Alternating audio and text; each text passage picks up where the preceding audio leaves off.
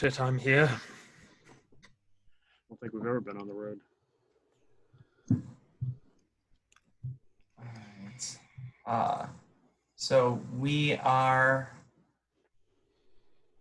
live. This is session. What session is this? I don't know why, but I really care about what session it is right now. I'm actually going to just check.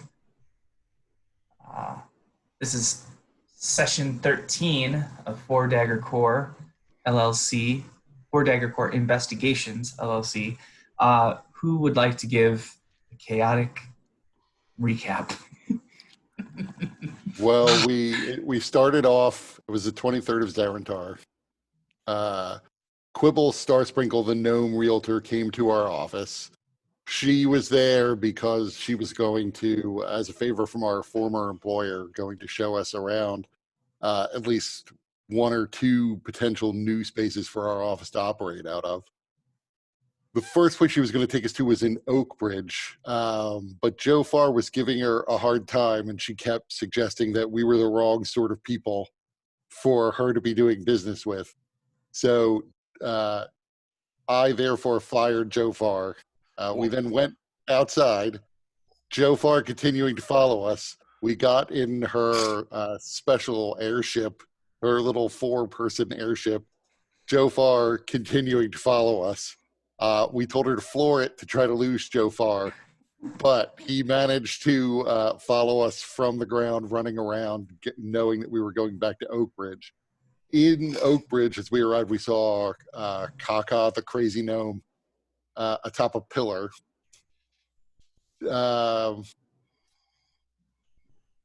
Forget where we went after that. We went to an inn that had a certain degree of rural charm to it. And it was run by a guy, a wife, and his daughter. And it was near a smithy and an arcanery. And otherwise, the entire neighborhood seemed incredibly charming. We then went into the space, which was formerly an inn, but was mostly a little bit run down and needed a lot of work. But the price was only 4,000 gold pieces for the place. So we paid that, or we agreed to pay that price. We then all went back to the current site of 4 Dagger Core Investigations, and maybe somehow, no one knows exactly how, but a little fight got started, and Joe Farr and Sharp were duking it out. Sharp decided to show crazy Joe Farr how crazy he could be and bit him.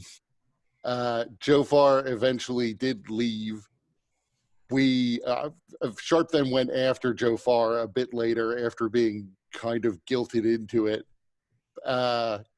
Found Joe Farr at Joe Farr's mom's house, but Joe Farr was gone and no longer exists and is probably dead, and has been replaced by Marar, who looks exactly like Joe Farr, but is clearly a completely different person. Sharp tried to hook Marar up with Joe Farr's mom to see if maybe that could bring Joe Farr back, but it did not.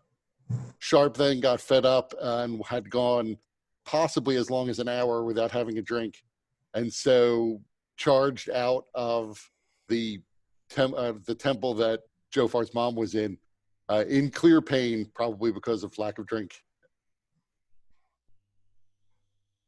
That's what I remember, at least.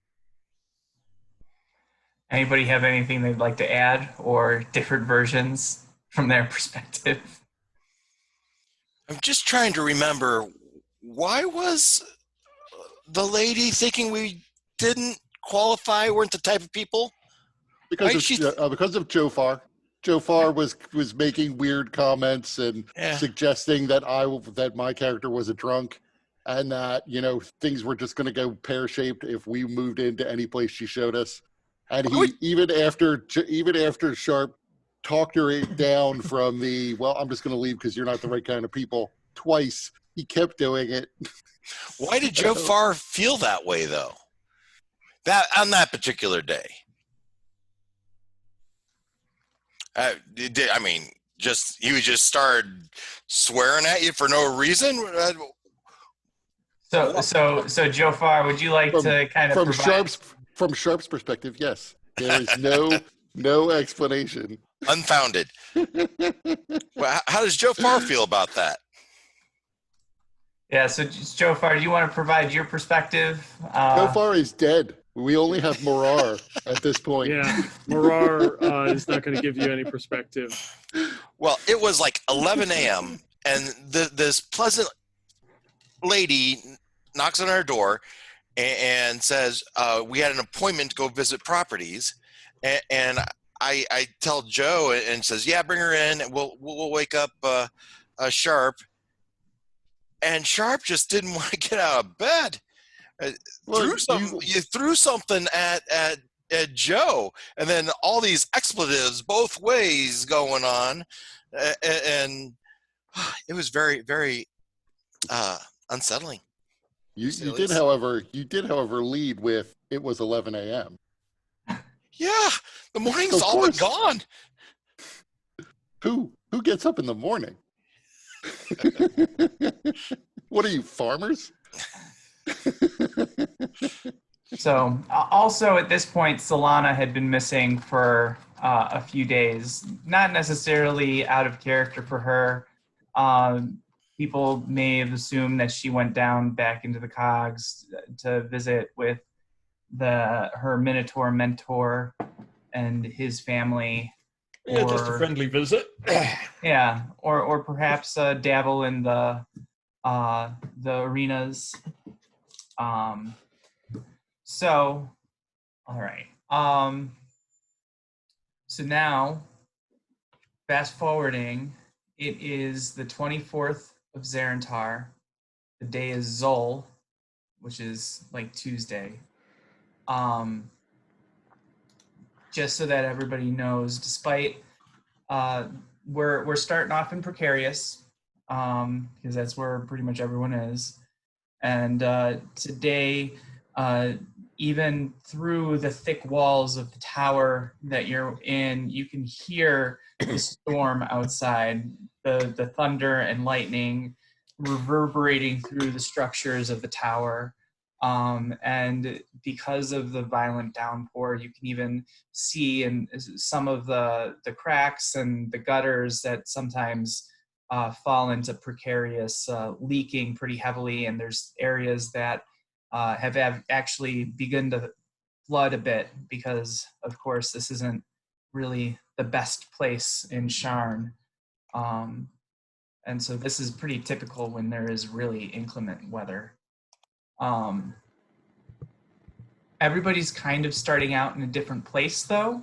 So why don't we start with Peter, and then we'll go around to say where everybody is when they come to this morning. So I would assume we're talking about the artist formerly known as Joe Farr. Yeah, it's the next day. Yes. So Joe Farr is at his mother's house, collecting his things and getting ready to go to church with his mother. All right. Backing up maybe just a little bit. Okay. So that night, Dag. So don't share it. Just don't describe it. Role play it. Well, I'm going to just describe that at some point during the night, Dag goes in search of Joe Farr. Joe Farr. All right. And so there'd be a pounding at your mom. Joe, are you home? Are you okay? His mother would answer the door. You must be Joe Farr's mom. Is Joe home? I got to see him. Is he okay? Yes, he's fine. Can I go see him? Now's not a good time. It's very important that I see him tonight. I'm scared he might be in danger. From what? Well, his boss almost beat him up, and I saw some really disturbing things, and I'm really scared that someone might be after him. He probably deserved it. I really like to see him, and I'll push my way through. Where's his room? Where's his room? And she points to a room. It's a very small little place. So I run up to the room. As soon as the doors, Joe, are you in there? Joe, you okay? The door is open. Everything has been taken out, except the bed. Like all the knickknacks and shit on the walls. You can see where it used to be is all gone. Yeah, well, Dag's not likely ever been in this room. Okay. But it would be very quick to summarize. A very easy passive perception would be that my history with Joe is he's been a very neat and orderly person, and this room doesn't match that description. Is that what you're describing? Correct. Right. Yeah. And he's not in there? Mm-mm. Joe's mom. Whoa, he's not in here. Where would he be? It beats me. I don't know. When's the last time you saw him?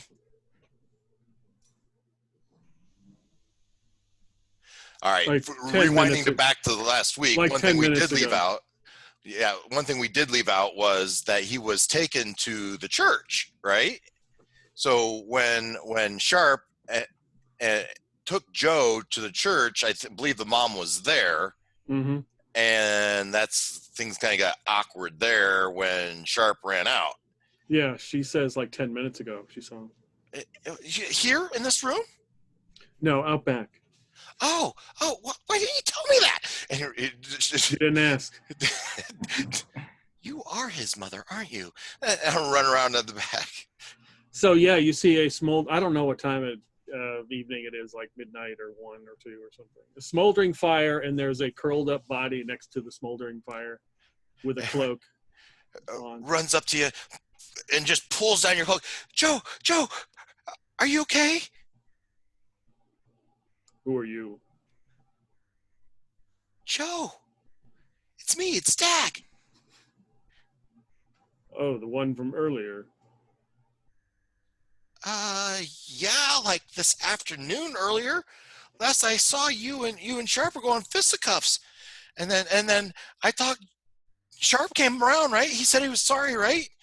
You're gonna come back, right? I do not work there.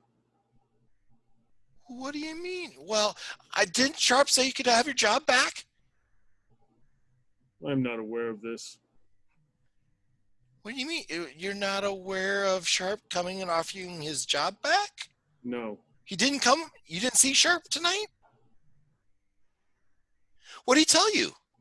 He was supposed to say he was sorry and invite you back. I'm sure that's what he meant to do. There was a rat creature that came by and left an offering, if that's what you speak of.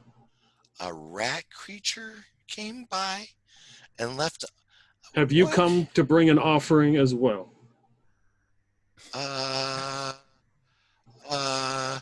Well, I'm sure I have something. And I reach in my pocket and here, it's a glass doorknob. So Dag at any time can reach in his pocket and pull out a random trinket. He may or may not have any idea where he got it. Here, you can have this. It is acceptable for now. Oh, good. Now, what happened with Sharp? We had a scuffle. Yeah, I was there for that. Didn't he come by? Didn't he come visit you? No. You didn't see? He never came by? Oh, that's disappointing. He said he was gonna. I unfortunately lost a scuffle because Joe Farr got in the way. You're Joe Farr. Joe? And I'll put my hands on his cheek, and pull him back, kind of like Peter Pan, what's the Robin Williams where he pulls back his face. You're Joe Farr. So yeah, as you grab his cheek, you can see you like realize there's a huge like teeth mark gouge in there. Yeah, he probably wouldn't put his hand there. Okay, good. Yeah. Maybe on your forehead. Good pieces of skin. Just kind of stretch it back. Yeah, Come with me, young man. No, I'm just trying to make sure it's him. You're Joe Farr. I'm pretty sure. Joe Farr's dead, and he points to the burning pit of stuff. I don't see a person in there, and you look just like Joe Farr. That is unfortunate. Oh, I don't know why. Are you okay? Check. Have you been smoking something? Have you dipped into some of Sharp's drink? No. Well, I'm concerned. I saw some very disturbing things tonight, and I'm really concerned that you might be in trouble. He was pretty upset, and if that was who I thought it was, and he was still mad at you at all, you could be in some real danger. I'm not worried. Joe Farr is out of the way now. I will crush him. What do you mean he's out of the way? He will not hinder me anymore.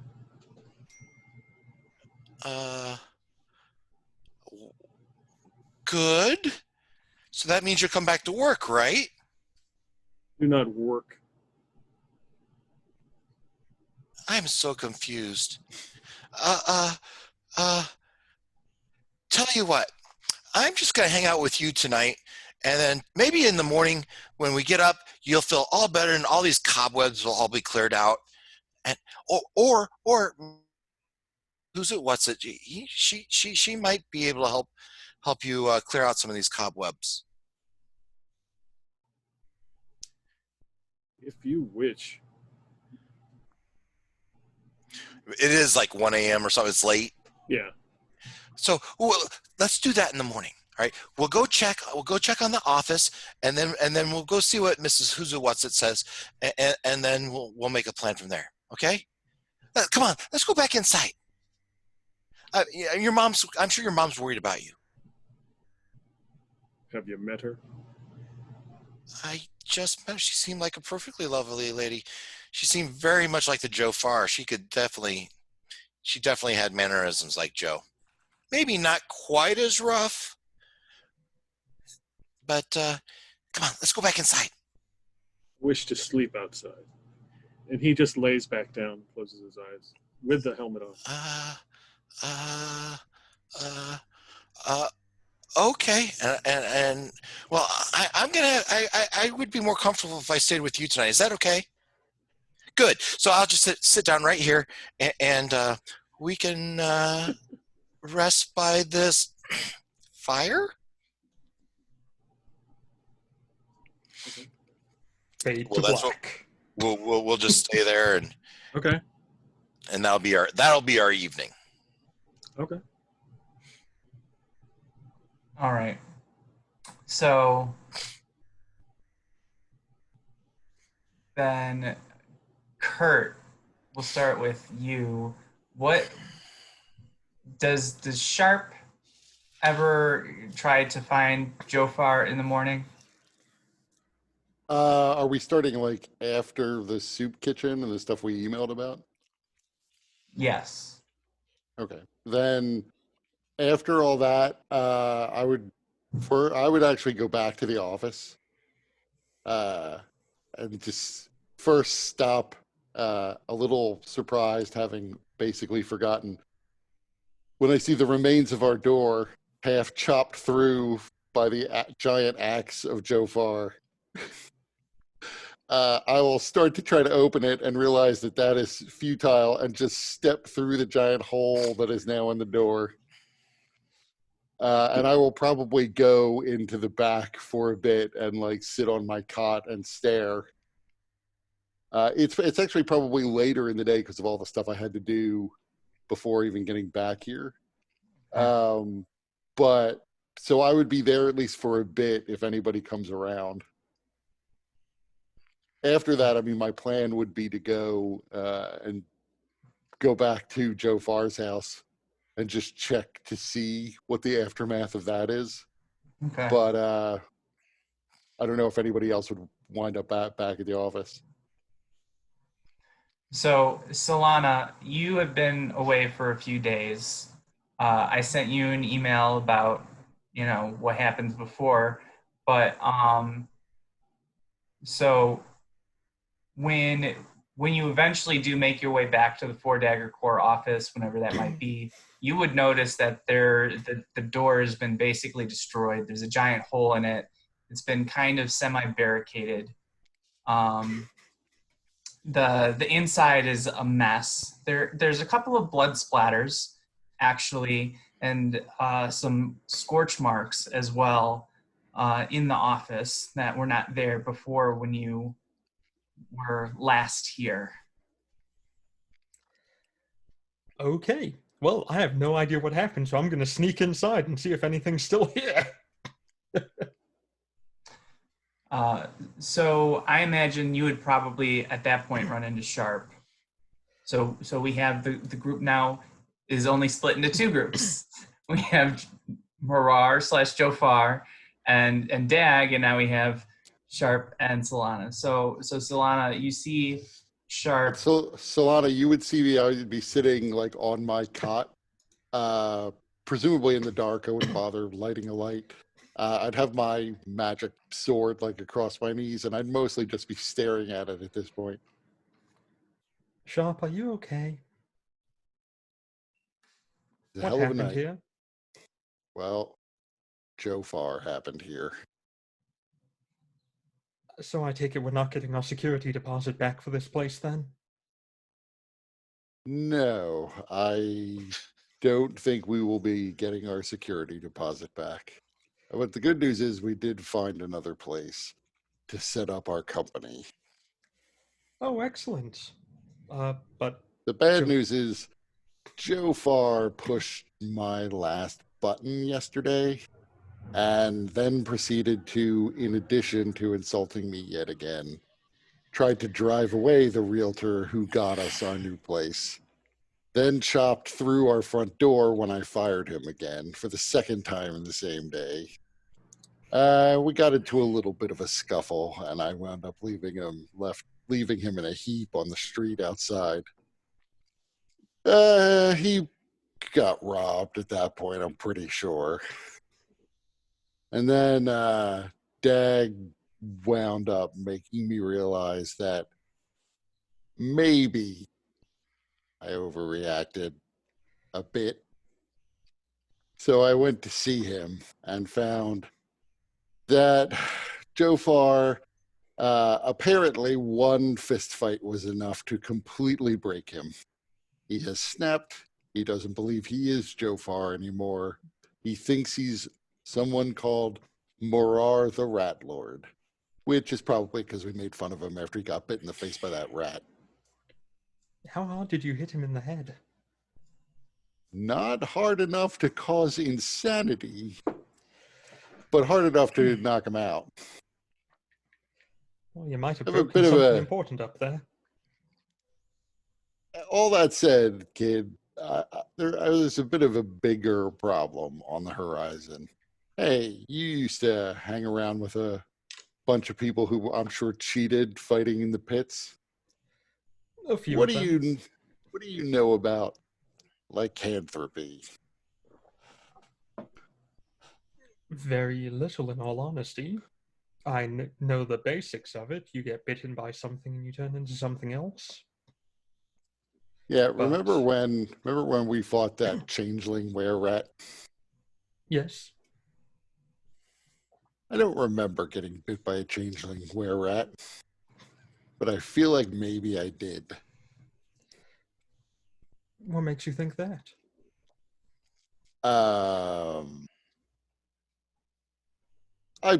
I black out at nights when there's a full moon. I've been getting increasingly agitated and aggressive. transform into a giant rat sometimes. Little things. How long has this rat transformation been going on? Couple of days, but there's been a full moon most nights since we fought the were-rat. Basically ever since we fought the were-rat. Remember when we were all camped out in that room, and somehow, even though the door was locked, I wound up outside it? Suspect that was the first time. You're gonna have to tell me how you did that sometime. Now, does your family have a history of were-ratism or anything like that? No, definitely not. Mm-hmm.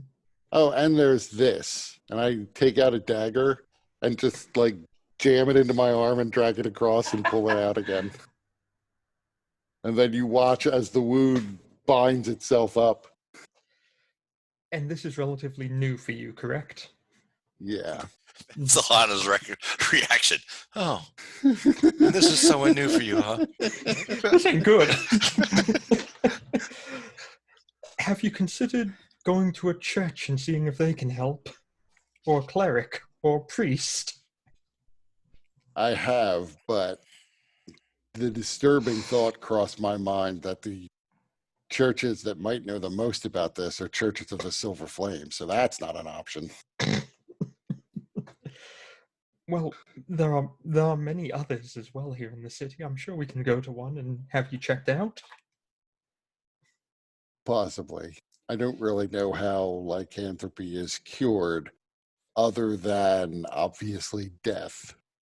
Well, we could check a library on the subject and see if there's any books about it.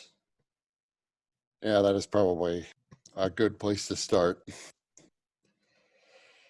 So let's get that taken care of. Now, what Well, there's about... also the problem of, I wonder if, working theory, Joe Farr has also been infected, and that's why he thinks he's the Rat Lord now. Because it can't be that a single fist fight turned him crazy. But if he's going through what I'm going through, maybe that would explain it. Possibly. Then again, I have gone ahead and knocked some people around pretty badly in the past as well. Yeah, I think our best bet's probably to go ahead and find a book and see if we can find out how to cure it. If we can cure you, then we can work on curing him as well. Also, I bit him. That might have caused him some problems. If you're infected, it most certainly may have. Yeah, let's go to a library. Come along now. Come along. A library. Okay. We'll find a bookstore or a library or a website or something to get this taken care of. We're looking for like an old gypsy woman's cart.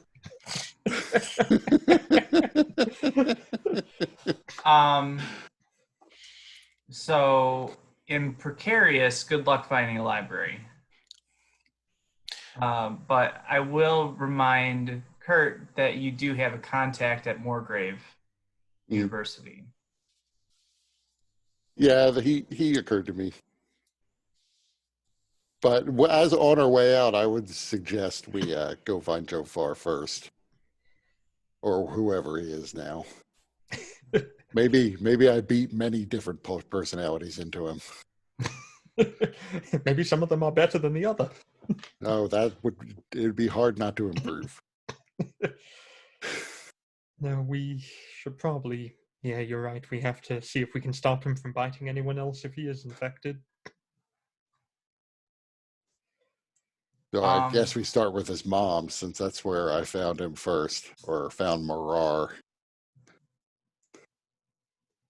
I should ask, how am I looking at the moment? Appearance-wise and everything. You look lovely as always. Let's go. Well, I sent you that email about this morning, so you can basically figure out, how you look if you dealt with anything. I mean, physically, you look healthy and well. Yeah. That's what I was worried about. Okay, that's fine. You can literally walk around here just about naked and no one will bat an eye. It's a dump down here. Okay. Is there anything, Solana, that Sharp may notice that's out of the ordinary for anything about your appearance or Sharp notice. We are talking about Sharp here. I mean, that does leave a lot of open questions. My 9 passive perception says Oh. probably not. Well, I've done something with my hair. fair. Yeah. All right. So you guys head over to Jofar's mother's home. And you see outside in front, curled up in front of a smoldering, used to be fire, now just a bunch of kind of still slightly sparking ash and coal of whatever it used to be that Jofar burned in his transition to Morar. You find Dag and Jofar / Morar curled up together. Wonder where Peter went. Sharp, I don't think we should be here for them. They might want to, continue in the morning. Well, I'm sure it's morning.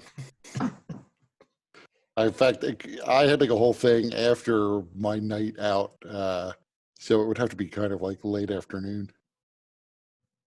Right. Okay. So then, in that case, Dag and Jofar, you might have done something else in the morning then before Talana and Sharp came, but we kind of need Peter. Yeah, so I don't know what time it is. Certainly it's noon since they don't wake up before noon. I didn't get back to the office probably until like 3 in the afternoon. So it's like probably 4 in the afternoon. 4 5, p.m. Yes. I was aware at the whole night, so it wasn't until the sun rose again. You were what? A Russian? Yeah, so certainly Joe Far Morar and I would have had time to go to the church. And So far, Morar wasn't a big fan of the church. He might not have gone. He seemed agreeable last night, right? So a couple things Zach's going to do when he gets there is at some point he's going to explain the situation with starting with Jofar. Hey, he's kind of lost it. I don't know if you got anything you can do with all this cobwebs in his head. But then the other thing is, I'm pretty sure my boss is one of those lycanthropy things. I saw this giant rat, and he's wearing the same clothes as my boss, and then my partner also was wearing the same clothes as my partner, and I'm just going out of my mind. I don't know what to do. But I tell you, he's the one that's insane, not me. I think. So so what should I do, Miss Who's What's It? Okay, so you're back at Miss Who's What's It? Yeah, so right we're going to the church, right? Uh-huh. And so I might even say I talked to Nana Danglebosom, and she said that I should really go to this other church, but we're not. I mean, that's all. Do you know where one of those churches are? I don't know where one of those. I come here for when I need a church, and I'm just going. And he's probably talking blah blah blah blah, just 1,000 words a minute. So Miss Who's What's It would have suggested Church of the Silver Flame because they're the ones that seem to have the most knowledge about dealing with lycanthropes. Where is Miss Who's What's It? She's a lady of sovereign. She's at the Church of the Sovereign, whatever. Oh, okay. So I didn't know if she would really recommend the Silver Flame or not. Mm-hmm. Oh, here we go. So it's morning. Good. Joe, let's go to go see Mrs. What's at the Sovereign Church of the Sovereign.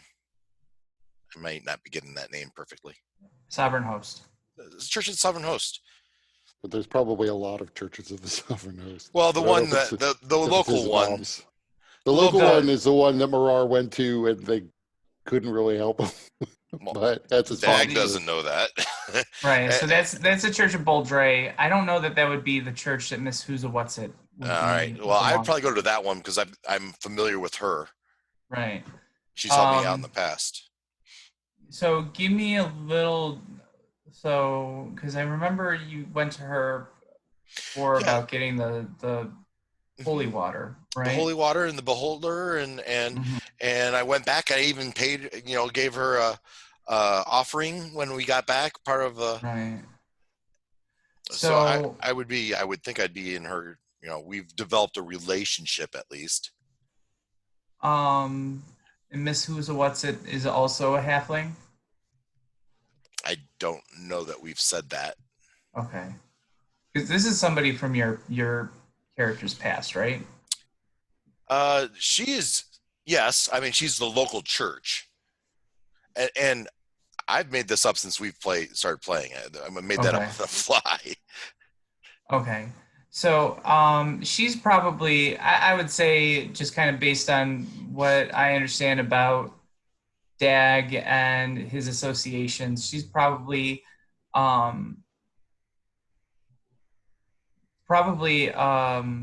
with the Church of Oladra in particular, who is the sovereign host's god of goddess of feast and fortune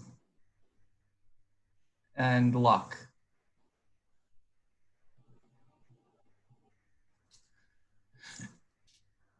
So yeah. So that's where I'm trying to drag Jofar Morar, or Morar Jofar. Come on. We need to go see Mrs. Who's What's It. I'm sure she can help us straighten this out. So I'm probably on mute, ain't I?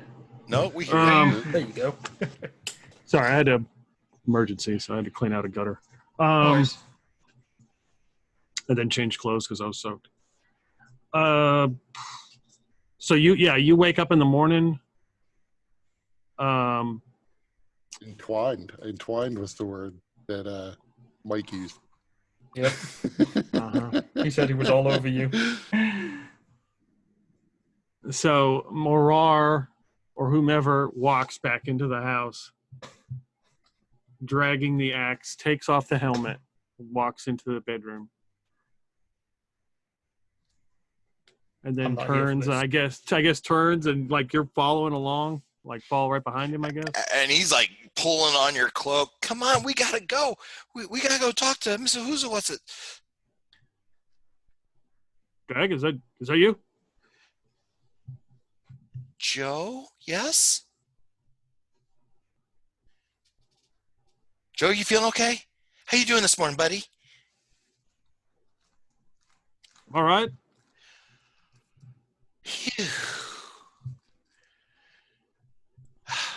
Last night, you remember last night at all, Joe? That's it. I do. Yeah, what's the last thing you remember? Well, Sharp fired me second time, and that means it's business. So I left. Yeah, do you remember anything after that? What happened after you came home? Do you remember? Probably went to bed. Need my rest. Just tired. Okay. Well, then I need to. That's like he's actually relieved at this point. Okay, he's back to himself. All right. Okay. So Joe, last night I saw some pretty crazy things that might have been even crazier than you and Sharp getting in a fight. When I was coming back,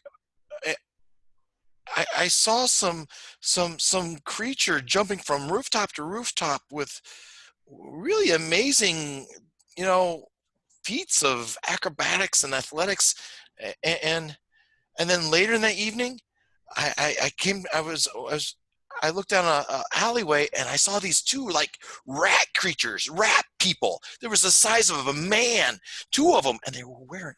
I swear to God, they were wearing they were wearing Sharp's clothes and get this, Silhana's clothes. That little thing she wears. The rat creature was wearing that too. There was two of them. One was Joe's with Sharp stuff.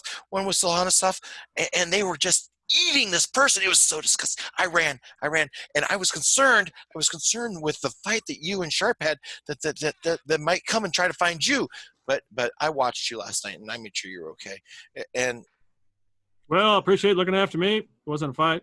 Fortunately, I don't remember a fight with Sharp. He fired me second time. That means business, so I left. yeah, and have you looked at your face this morning yet?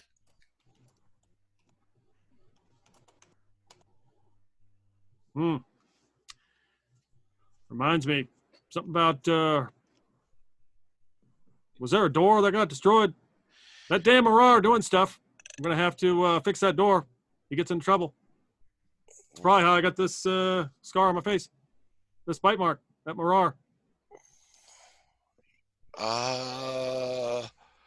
You've heard who is Marar? He's up to no good. Shouldn't be around him. Bad influence. Bad seed. Yeah. Tried to snuff him out a long time ago. Still sticks around. Snuff him out? What's that mean? Who's Marar? He's a bad actor. Stay around him, Dag. Did you ever hook up with that real estate lady? Yeah. Oh, we could. So we went to Oak Bridge and Sharp and I. We looked at some properties and we found. No, you ever go on a date with her? Go out, hang out, have some drinks. No, no. I'm not into gnomes. Racist. Shh. Speak for yourself. Anyway. Well, yeah, you could take your chances with her, but I'm not sure you gave her the best first impression. The first is always my best. After that, it's all downhill. Oh, that's a little disappointing. Scary. So you're feeling better. Oh, but what were we gonna do? I could have swore they were wearing Sharp's clothes and Silhana's. What does Silhana wear? A little thingy. Sounds like something for the City Watch to get involved in, or maybe some investigators. Look into it. Sounds important. Yeah, so what should we do? We? Yeah. Well, you're part of some investigation group. You probably want to get on that. Might You be a and reward. Nope, got fired. Done. No. Sharp came back and he I'm pretty sure he gave you your job back. Pretty sure. Nope, I wouldn't give me my job back. Fired twice. That means something. Back where I'm from. I'm sure. I think I'm going to go to church with my mom. Probably hang out there. Read a good book. Get involved. And then I'll poke at your face. Are you sure you're okay? Feeling great. You're going to go to church? Yes. I'm so confused. Why don't we go see Joe Farr? Or why don't we go see Sharp? Sharp, and I bet you he'll apologize and everything will be cool and we'll be a big, fat, happy family again. That's a bad idea. Yeah. Well, that's a little man. You're a little man with bad ideas. That's what it is. Bad idea. I'm pretty sure I have good ideas. Come on, let's go see Sharp. That's all right. I'm going to go to church. Read about all this God stuff going on. I'll tell you what. Let's go see Sharp, and then we'll go to church. We do both. All right? Nope. Let's go. Come on. Nope. Not the best idea. I'll start dragging his axe. Good. Here's this helmet, and he throws you the helmet. Get rid of it. Sell it. I don't want it anymore. What? That's Mirar's. He's trouble. Get rid of him. What? Yeah, you got somebody who wants to Well- buy it, let me know. You don't want your axe and helmet anymore? I'm going to sell them. Well, uh, well, I'm sure there's other things you, let's see, and then I'll, fine, if you don't want that, then I'll just start grabbing his cloak and come on. And I'm just going to be annoying until you do. I'm just going to keep badgering and badgering and badgering. Come on. Sure, you want to come back. Come on, you want to come back, don't you? You want to come back. You know, blah, blah, blah, blah, blah, blah. Keep going and going and going. As he slowly gives you each piece of clothing he's wearing. I see where this is going. Hashtag Pornhub. All right, Dag, for you. We'll go over there. We'll, Just go see what he says. good. I make sure, get that door fixed. That Mirar broke. Yeah, if we went over and fixed that door, I bet that would make him even more willing to apologize. Let's go. All right, we'll go. Hey, do you have any tools? We could borrow some tools of your mom's. Do you have any tools around here? Stuff we might use to fix that door? I was going to hire somebody. Oh, well, I might know somebody, and I'm sure Dag might know somebody that's somewhat handy. Let's go. We could stop at Mr. Fix-It's on the way and see if he has some time to fix that door for us. Although Sharp did say something about burning down the shop, so we may not need to spend money on the door. So let's go talk to Sharp. Come on, well, let's go. All right. All right. So on your way there, you encounter a detour because of the flooding that you need to go around, which allows you to get there just in time to after Sharp and Solana had already met and gotten there. And I believe you guys said you were heading out to see Jofar's mom, or to try and see if Jofar was at his mom's. Yeah. Yep. So you guys would have kind of intersected at some point along the way, as Sharp and Solana were going towards his mom's house, and while Jofar and Dag were heading to the Four Dagger Core, you guys intersected before you got either place.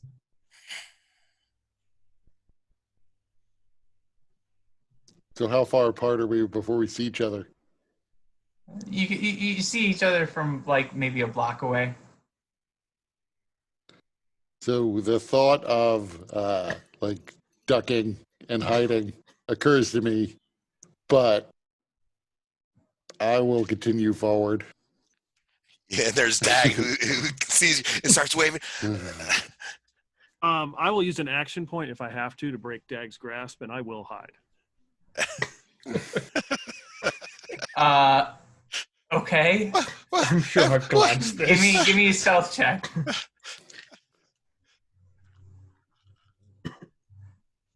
I mean, again, given my passive perception, I'm sure you could see me and hide before I would have seen you. Stealth would be 15 total. Okay, that's so my you're passive. able to duck down an alleyway, but Dag sees you. And he's waving at Sharp, happy to see him. And he looks, what, Joe, come on. And he'd go in and he'll start grabbing you and dragging you out. Come on, let's patch all this up. Get this figured out. Dag is gonna yap until you do. Yeah, I'm not moving. You pull me out of the alley, I'm just standing there. Dag's not going to be able to pull you out of an alley, but I imagine you kind of like kneeled, like squatted down behind a garbage can, and Yeah. you're just sitting there in an alley, just rigid, stone-faced, with Dad kind of going back and forth out the alley, signaling, and then going back in, trying to push and pull, and come on. So you're That's like normal ducked for down these two. behind a garbage can, and Sharp and Silhana walk up and are just sort of like staring down at you behind the garbage can as Dad continues to tug on your arm. Hey, Joe. Marar. Where is he? I'm so confused. Marar is the. Sharp. This morning when he woke up, his name is Joe Farr again. Let's keep it that way. I don't want to go back to. I don't know that we have a choice, but fine. Joe, you're rehired. Let's go back to the office. So as soon as you say his name, he flinches.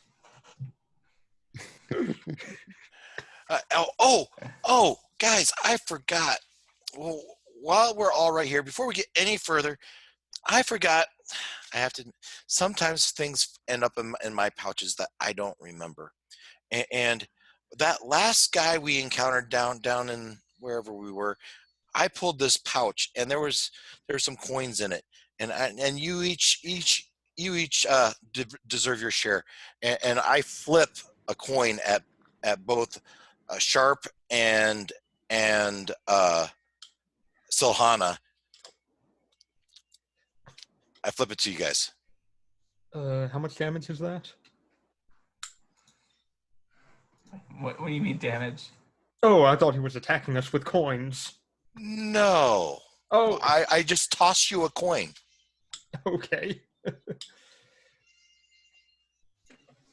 And I tossed Sharp a coin. I would catch it.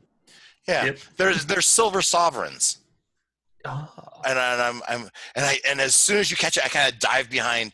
I kind of duck behind Joe, and I kind of just watch to see if anything happens.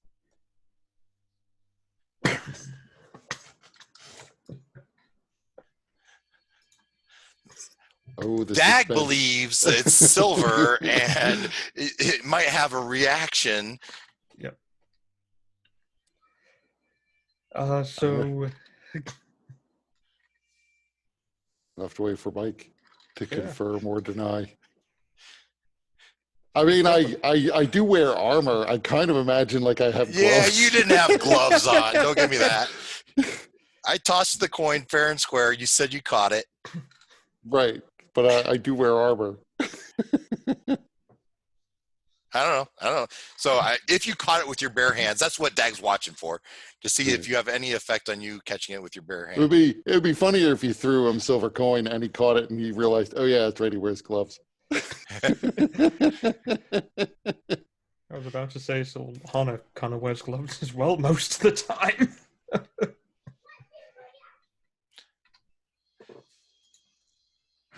So Sorry, he guys. threw us silver coins as a test, and now we're debating whether or not my armor has gloves.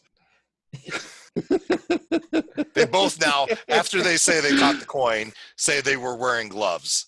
Well, I mean, I am not asserting that I definitely do. I just sort Right. of pictured the armor as having some sort of gauntlet to it. I What kind of almost armor are you always would wearing? have. Scale. Okay, and then. But at least like leather gauntlets or something similar. My entire style is punching people. You better believe I'm gonna wear gloves. I am when perfectly doing fine that. I am perfectly fine with saying that I just didn't have the gauntlets on at this point. Yeah, that's fine with me too. If you want to go that way, we're just saying. Alternatively, Dag would have seen that you guys were wearing gloves, so he might have actually threw them to purposely hit you in like the forehead or something like that. Or tucked it down your shirt. So Dag, give me. We're not gonna do an attack roll on that. We'll do. How about a sleight of hand? I like Versus it. my acrobatics, because I would definitely try to dodge whatever the hell this is. Yeah, it's coming As he out. tries to jump up to dunk a coin into my shirt. Well, it goes back to, do you have gloves on or not? Because my Right. initial story was, I flipped you a coin and you said you caught it. Now, I wouldn't have done that. I would have pursued a different avenue. You're right. If I would have. I'm like I said, I'm fine saying I didn't have my gloves on Yeah, and I just caught it. Okay. that's So fine. yeah, I wasn't in combat gear or anything. the minute that silver touches your guys' flesh, it begins to sizzle and burn. Nothing that would do damage, but if you wanted to continue holding on to the coin, you'd need to make a Constitution save. What type of coins are these? And I drop it. And what's how does Sharp react? I would also drop it, although probably try to drop it into a pouch. Maybe then missing because it's burning my fingers as I do. Joe, did you see that? Did you see that? They couldn't hold on to the silver. Yeah. What was I supposed to be watching? Joe, you're rehired. We should head back to the office. Oh, yeah, by the way, sorry, but you may be a were-rat. And then I start walking. What? What? Joe, here's your silver.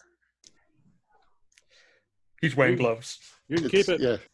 It's good news that since that bite doesn't look like it's healed, you may be in the clear. If he doesn't take it, I press it against a bare exposed piece of skin just to see. Yeah, it wouldn't have any effect. It would just kind of sit there. You seem okay right now. Do you think these guys are okay? You just see what happens? Why would he be a were-rat? What are you talking about? Well, he's Marar, the Rat Lord. Yeah, but he went to bed and he's okay. He woke up this morning and he's not Morar the Rat Lord anymore. Of course, the moon's not out. It's day. But I was with him all last night. He wasn't anything. He wasn't a flesh-eating man rat. Right, he was the lord of the flesh-eating man rats.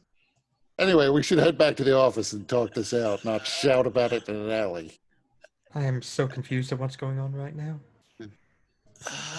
So Dag wants to go and he wants Joe to go, but he wants Joe to go first.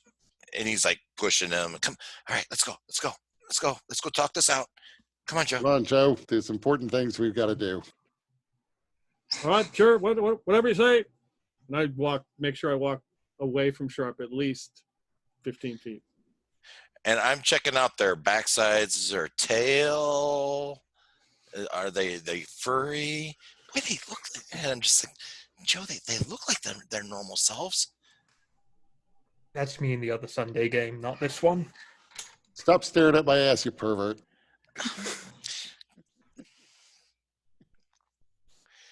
All right, so you guys eventually make it back to the office. I'll step through the hole in the door again. Yeah. So, Joe, what were you going to do about the door? Oh, yeah, I have the door fixed. Since Mariah broke it. But Sharp, is it worth our while to fix the door? Of course it is. It's Have the you seen the principle. rest of this place? I don't think we're getting the security deposit back no matter what we do. Look, even if this place were pristine, in the same condition we took it over in, we would probably not be getting our security deposit back from that dick. But no more of this nonsense of burning it down. I look around. I have to admit, I still feel like burning it down. But that may be because when we were dealing with the changeling were-rat, I think I got bit. So I think I'm a were-rat now. And I plop down in my chair. And what about you, That's Sahana? impossible. All right. Last night, What? I was wandering around and I saw two rat beings, humanoid rat beings, dressed like you two, and you had murdered a poor guy. And it was not just that, you were like, your faces, your muzzles are all covered, and you were eating him. I ran. I couldn't watch. And I was scared for Joe because Sharp, you were so upset with him earlier. I didn't know. I don't know anything about were rats. You're not going to eat me, are you? No, I don't think. I have to admit, I don't remember too much about what I was thinking What I'm saying, last night. how would you even know if you're gonna? I could be just sleeping there, and then next thing I know, your nozzles in my stomach. Joe is inching towards the door. I do sort of feel like I attacked the thieves who robbed Joe last night. That might be what this is then. And I reach down and I pull out let me find the exact name of it so I don't sound like a complete idiot, even though Zoom is frozen right now and nothing is moving for me. Where is that thing? Do you have a pouch with 10 gold coins in it? I 10 pull out a Galifar? wallet with identification papers in it.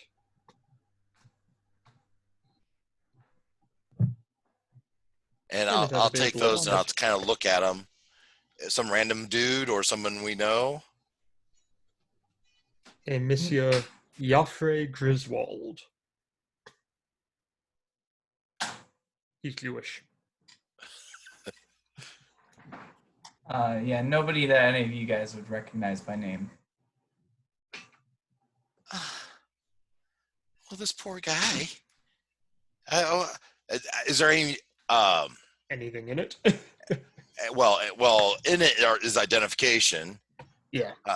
If it's just a pouch of identification, I don't know. Do they even carry wallet? People carry wallets because there's a wallet containing identification papers. Yeah, okay. Identification papers are pretty common in Corvair, in the civilized areas. They typically don't have pictures. Usually more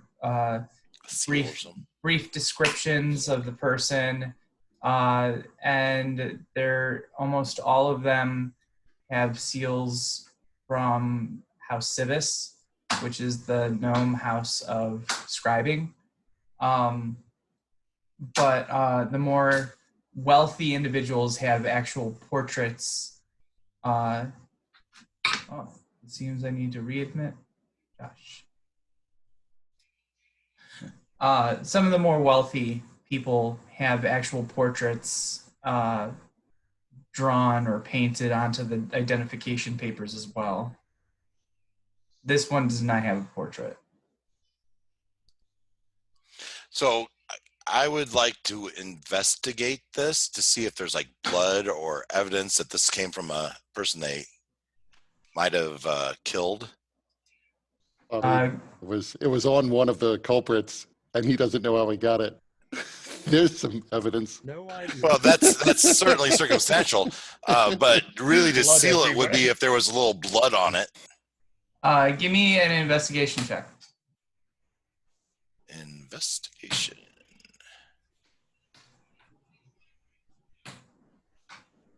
$12. That's good enough because there was a lot of blood. So yes, there is blood on the wallet. Oh, this is covered in his blood. It's covered in someone's Right now. blood. This is disgusting. Poor Mr. Griswold. Poor Mr. Might be a Griswold psychotic was, killer. potentially a thief. So what makes you think he was the thief? That's my vague recollection is I was hunting down the thieves, the people who mugged Joe after I dumped him on the sidewalk How would you be able to do that? by scent. By the way, you really should bathe. Yeah, this can help, and I bring out the stone of cleansing and put it against him and just clean him instantly. Sure, I bathed last month. I was talking to Joe. He smells like smoke. Like he's been standing next to that fire all night long. Well, we both did. Yeah. So, by scent, huh? So how do we know that you're not just some stark raving mad evil were-rat? I take out my knife and I cut myself again. Ah! And then I hold up the skin and you can watch it heal. Yeah, well, okay. I believe you. Where at? And I believe in. Right now, you're not going to kill me. So what are we going to do about this? Do you want to be a were rat, or are we going to try to get rid of this? We going to. Of course, we're going to Preferably try to not. get rid of it. Okay, well, I What do don't you mean? know. Wait. Did I hear preferably not? Preferably, we don't wish to be were-rats. Oh, I'm so good. confused. So, does anybody know if it's going to be a full moon tonight? Because I might want to lock myself in a closet. Oh, Let wait me a second. check my You can phone get real out of fast. closets. Where do I go? That's safe. If you are trained in history or arcana, well, actually, any of the knowledges, history, arcana, nature, religion, they would all have decent recollections of calendars. I'm trained in religion. I got a 13.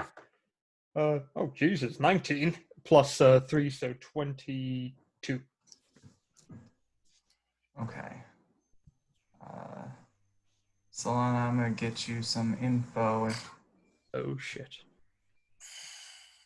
I am the mistress of the moon, fear me.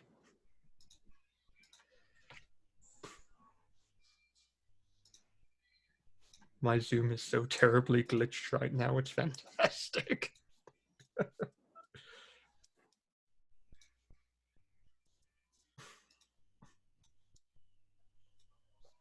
Dag, I don't think you thought this through. As I inch Hard to think closer to the about. busted door. But they want to get help, and they're our friends.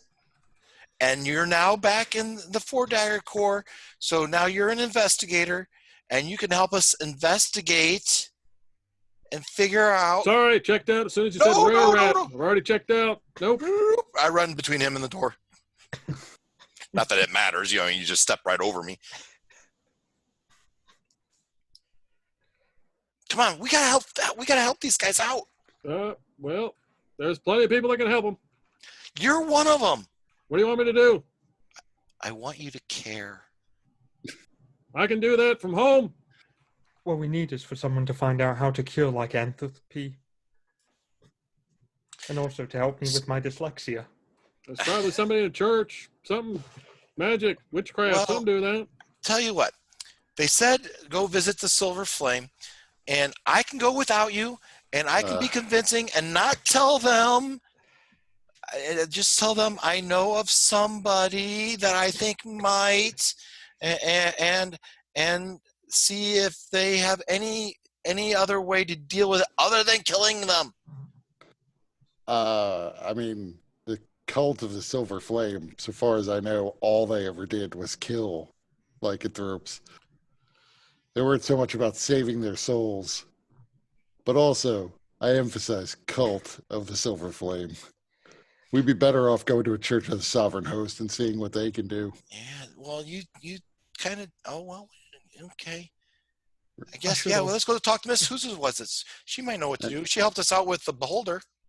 What Joe. time of day is it? You should go to Moorgrave University and ask for Professor Hurlo Thrumbo Jones. Tell him that I sent you. He should be able to provide us with some information. Dr. Jones at Moorgrave University. Moorgrave University. Okay, he just turns and runs. I don't even know what direction it is. Just get the fuck out. I'll go with him. Hold up. It's somewhere between 5 and 6 p.m. by now, by the way. For the next 8 days approximately, there's going to be a full moon. I recommend we get tied up. Yeah, see, I was thinking about that, and I have these manacles, but they're sadly not really rat paw sized. Even large rat? I mean, we might be able to lock ourselves in the back room. Yes, but the door's made of wood, and we're quite good at punching through things. Maybe if you were to lock us in and nail a bunch of boards over us so we wouldn't be able to get out? We could try that. I don't All right, think Joe, rats are super strong. Let's board them up into this bedroom.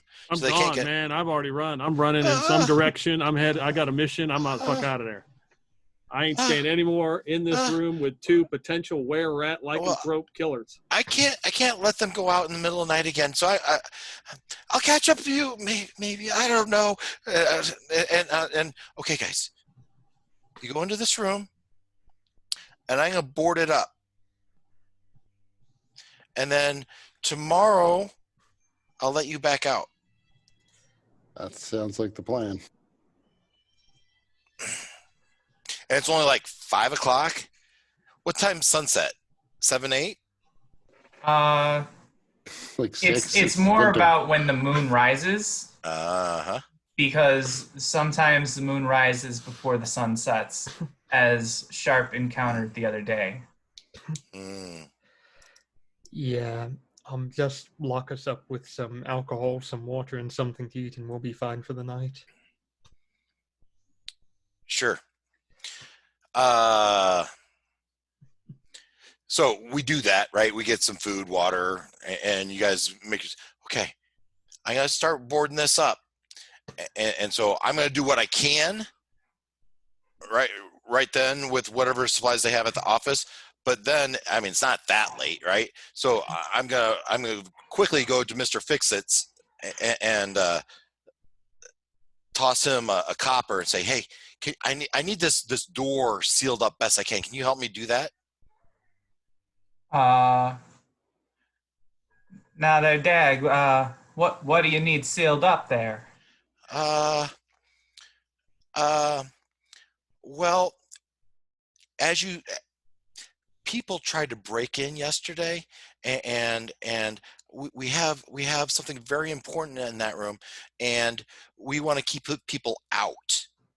And I'm going to stay here, but if for some reason I just want it to be really hard for them to get into that room.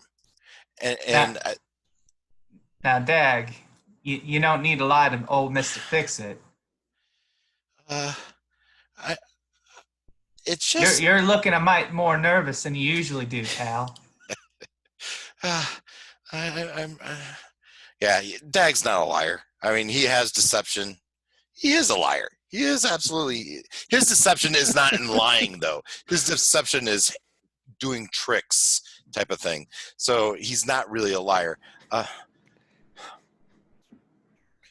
right, sit down,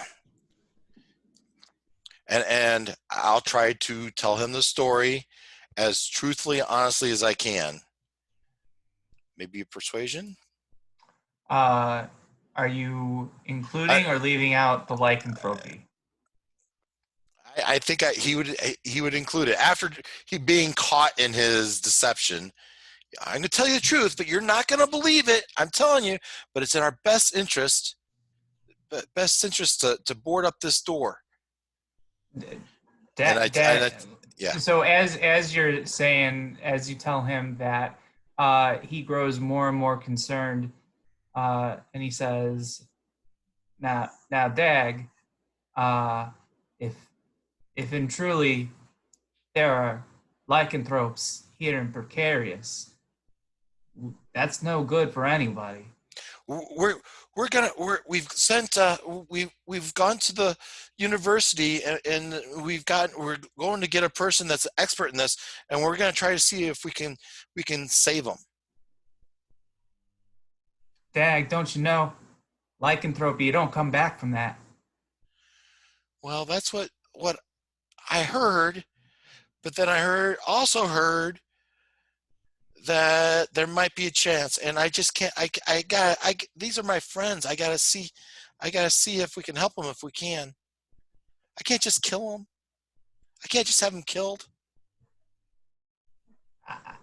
I mean, I'm a level with you, Dag. I can sure seal them up good, but it's not going to be something that you can just undo. Also, I can't just in good conscience keep this information just for me. It's a matter of public safety. You understand? I'm so conflicted, Mr. Fix-It. I just help me fix this. I don't know what to do.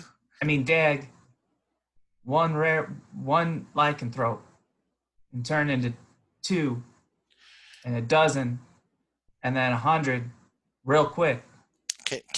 Can you imagine if we were able to find a cure or some way to deal this without killing it? How many lives we could save?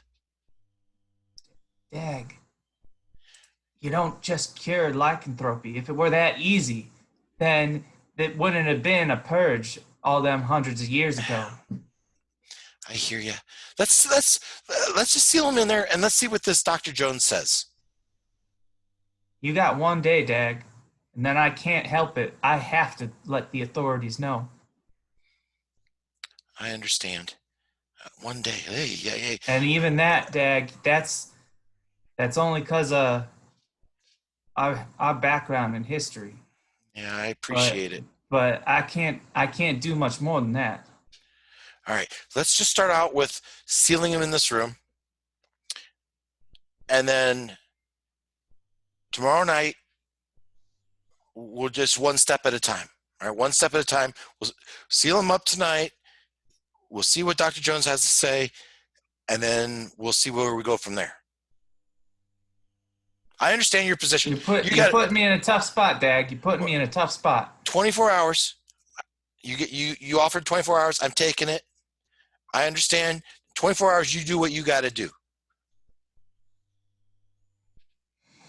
All right, let's see what we can do. And he would go and he would board up the everything, but he would be using, like, he wouldn't just be using boards. He's like hammering in iron bands and like he's really doing it well. You're not going to be able to you're not going to be able to just like pry this open. And also before he even does that, he goes around and inspects the room to make sure there's no ways out. And then he does what he can to reinforce the walls as well. He works as quickly as he can because he knows that nighttime's coming real quick. Oh yeah, I'm sure I told him we needed this done before the moon comes out. So yeah, you guys are able to get Sharp and Solana locked in the room for tonight, and it seems pretty sturdy. I'm interested in what Joe does. So yeah, while that's happening, Joe, what are you doing?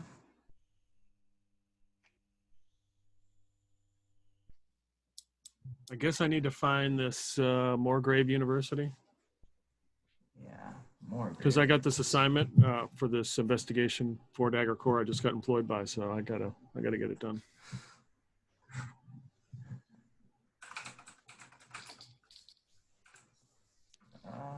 Moorgrave University. Figure out how far that is.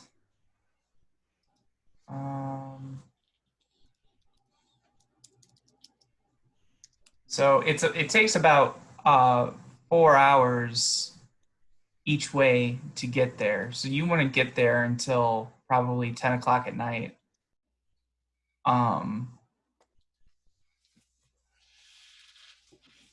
So when you get there,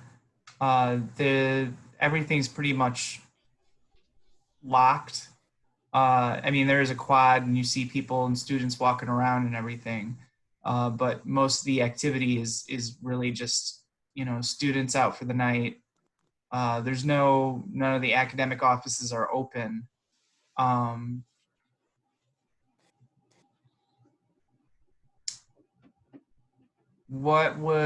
So when you get there, what would you do, seeing that it's as you're getting there, because it takes you some time to get there, right?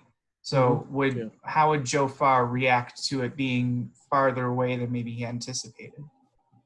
Well, he didn't say anything about waiting until tomorrow. Okay. So you get there. So what do you try to do when you get there and you see that? I find the first person, whoever the first person, preferably a student. Mm-hmm. Okay. So you find somebody walking down the quad, holding hands with a young lady.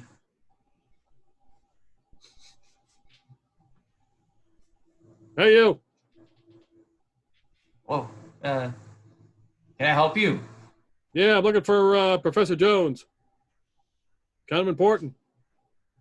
Professor Jones.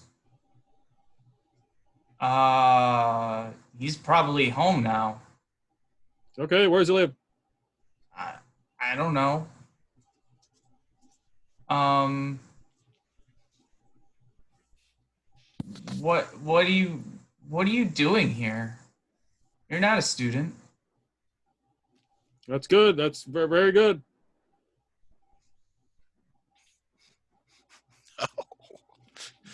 Right.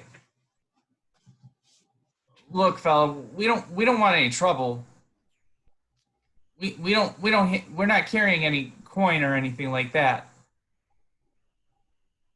Oh, okay, sure. Just looking for Professor Jones. Important mission. Okay. He may have the answers. We need answers right now. Um, well, I guess you could just try over there, and then they point somewhere. Sure, I'll go Looks over like a there. building. Not a problem. Thank you. Have a good night.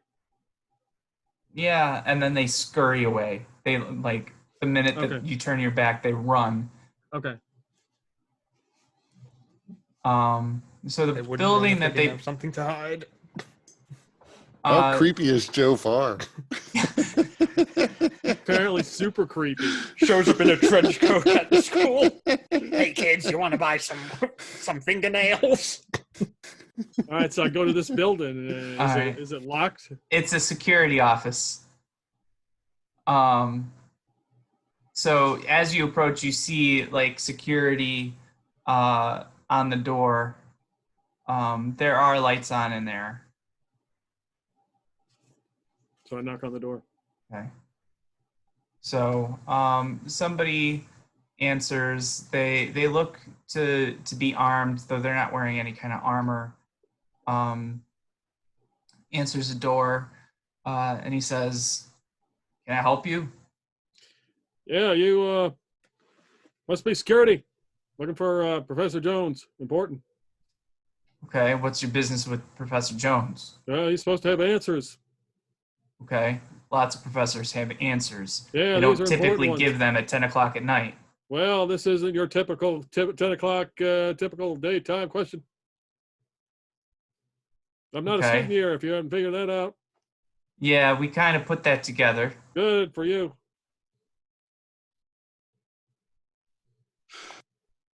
All right. What is your relationship with Dr. Jones? Curly platonic. Right. Sir, I'm going to have to ask you to come back during business hours. He has office hours every day. You can see him in the political science wing if you really need to tomorrow. Hey, he's in the political science wing. That's like unemployed. So basically, he's not doing anything anyway. He's probably partying right now. Regardless, that's his business, sir. Not yours. But it's important. Can you help me out? Trying to find where he lives. We're not going to give that to you, sir. If you want to leave a note, we can Are you make sure sure? that it gets to him. Okay, so he'll give you a piece of paper so that you can write a note. A note? You gonna give him to him now? I'll just take it over to his house. No, we'll give it to him when it's appropriate. I don't think you're getting my point. I don't think you're getting our point. We don't just give out that information. I need it. Look, buddy, you better turn around. Otherwise, this might have to get ugly. We don't want to have to put you in the stocks.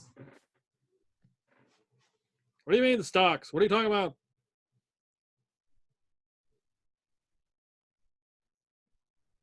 Look, you don't want to spend the night in a jail cell. Just turn around and come back during normal business hours.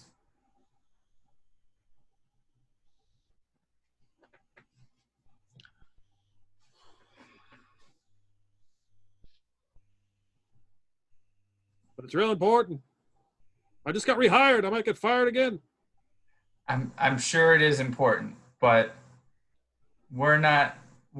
Our job is to keep people safe. We don't know who you are, and we're not going to just give that information out. Like I said, if you want to leave a note, we'll make sure it gets to him. And if he chooses, he'll reach out to you. Otherwise, you can come back during his normal office hours. People's lives are in danger. He's a political science professor. What would he do to help people's lives? Apparently, he's got some answer. That's what my boss told me. Okay. Once again, leave a note or turn around and come back tomorrow. Do both. I don't care. But you're not staying here much longer. You and whose army?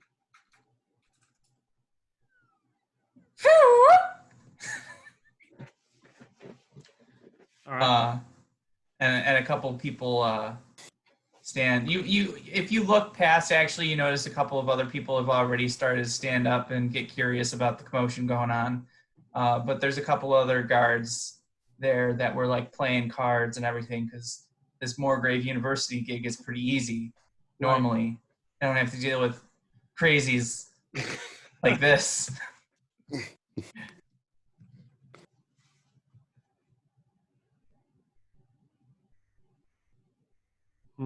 Okay, so how many are there now? 3 of them? Yeah. Okay.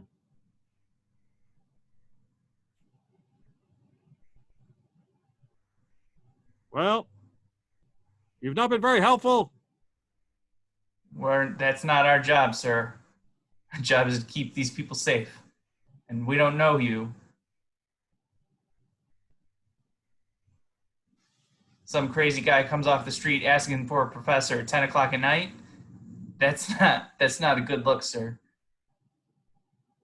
That's right. Looking for a professor at a university. Who'd do that? That's crazy. I'll go find him myself. I mean, how hard would it be? Sir, you can't just roam around the campus at night, especially if you're not a student. I take it you're not a student. No. What gave that away? Everything. Okay, well, good luck to you. And I'll go find him myself. I turn, walk, start yelling his name as loud as I can. Okay. So they come out. All 3 of them come out and say, "Sir, you can't be creating a disturbance like this. People are trying to sleep." This is college, university, 10 o'clock at night. You really think they're sleeping now? Doesn't matter. It's their time. It's their personal time. They don't need to be disrupted by you, some lunatic yelling and shouting about Professor Jones. I just continue doing it. All right. So eventually they're gonna wrestle you and put manacles on you. So when they start doing that, how do you react?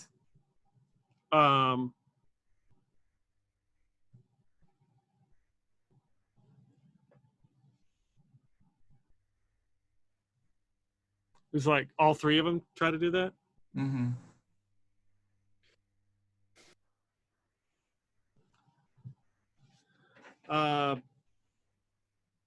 I guess I'd have to fight back. I'd have to try to resist.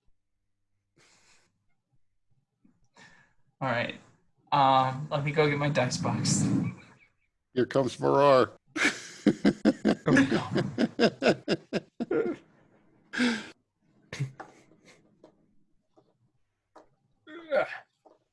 When Peter really hates some of the other characters in the group, so he decides, yeah, I'm just not going to help him. Yeah, I was going to have my character go to jail so that he can't help him. What? They they won't tell me where he lives. You sent Joe Farr to do this? Come on, man. You should have sent Dag Nabbit. He would have done it. Well, But I needed Dag to help nail us into this room. and to definitely not betray us to other random NPCs who are going to kill us. I don't know about Sharp, but my intention for this evening is to get shit-faced until I'm blackout drunk. Okay. Well, Sharp, after being nailed into the room, Sharp suddenly will at one point realize that there could be like a serious problem, and he is going to take out his manacles and like as well as he can, like try to manacle his like feet and arms like around the bed so that he is like splayed out, wrapped around. Silhan is Face just down. getting blackout drunk. All right, Peter, you ready to roll initiative? Yeah, I'm ready, man. All right.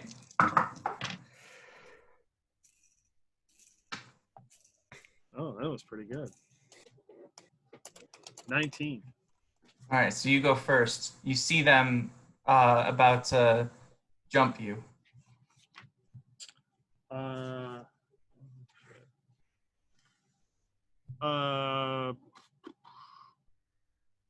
Yeah, can I do a dash action and just fucking run away from him? Yeah. So I'm gonna say that they're not close enough to get an attack of opportunity, so that's fine. So you take off. Where direction do you take off in, though? Just any direction. Just run, and I'm gonna like. Then I'll just try to hide somewhere, stealth somewhere. Okay. I like to think you would at least go, look, it's Professor Jones, and then you turn and run. So at that they say, you hear him shout, "Stop him!"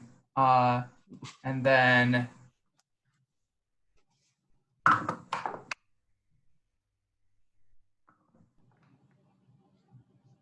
two bolts. You hear them whiz by your head. But they don't hit me. They don't hit you. Okay. But then all of a sudden you have this strange sort of tingling that you feel at the back of your neck. Give me a wisdom saving throw. Oh, the whiz.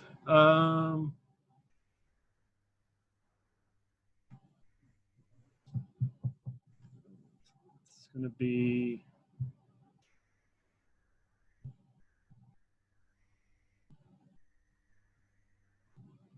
15. Yeah. Okay. So Yeah.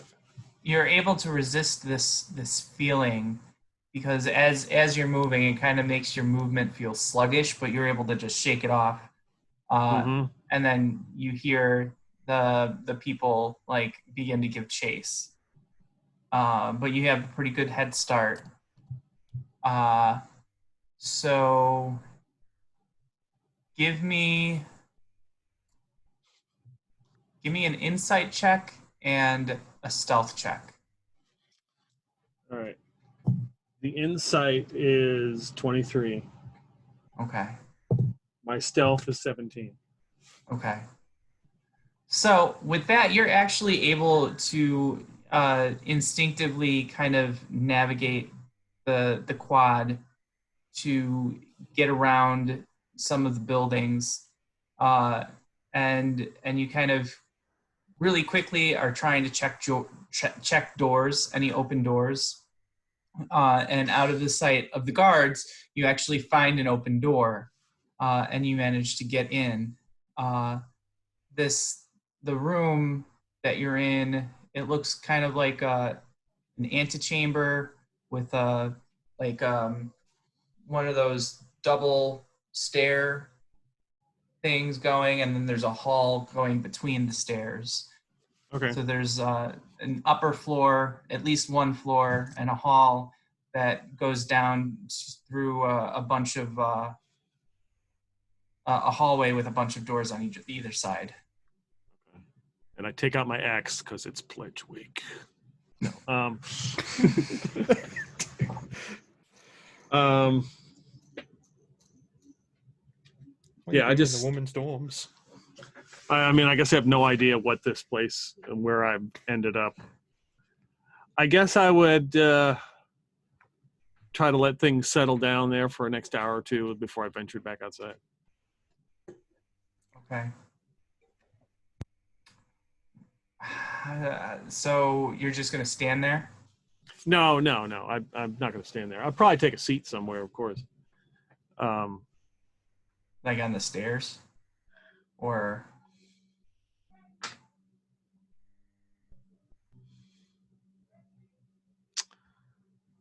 I guess I would have to hide, like try to duck down in a shadow or something.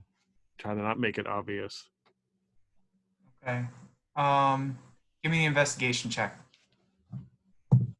This is where it goes wrong. 11. Okay. You find a door that is probably a broom closet. You open it, and thankfully it is a broom closet. Okay. So you can get in there. Your axe, though, is a bit too big to fit.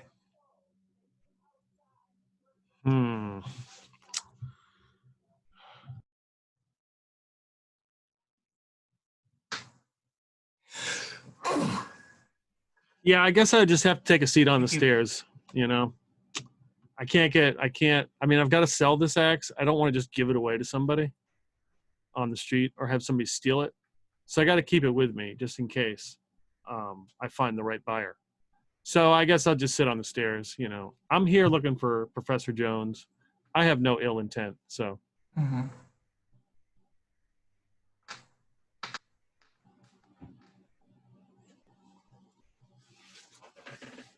Give me a perception check. Ooh, I don't know. What were these rolls the other night? 21. Okay.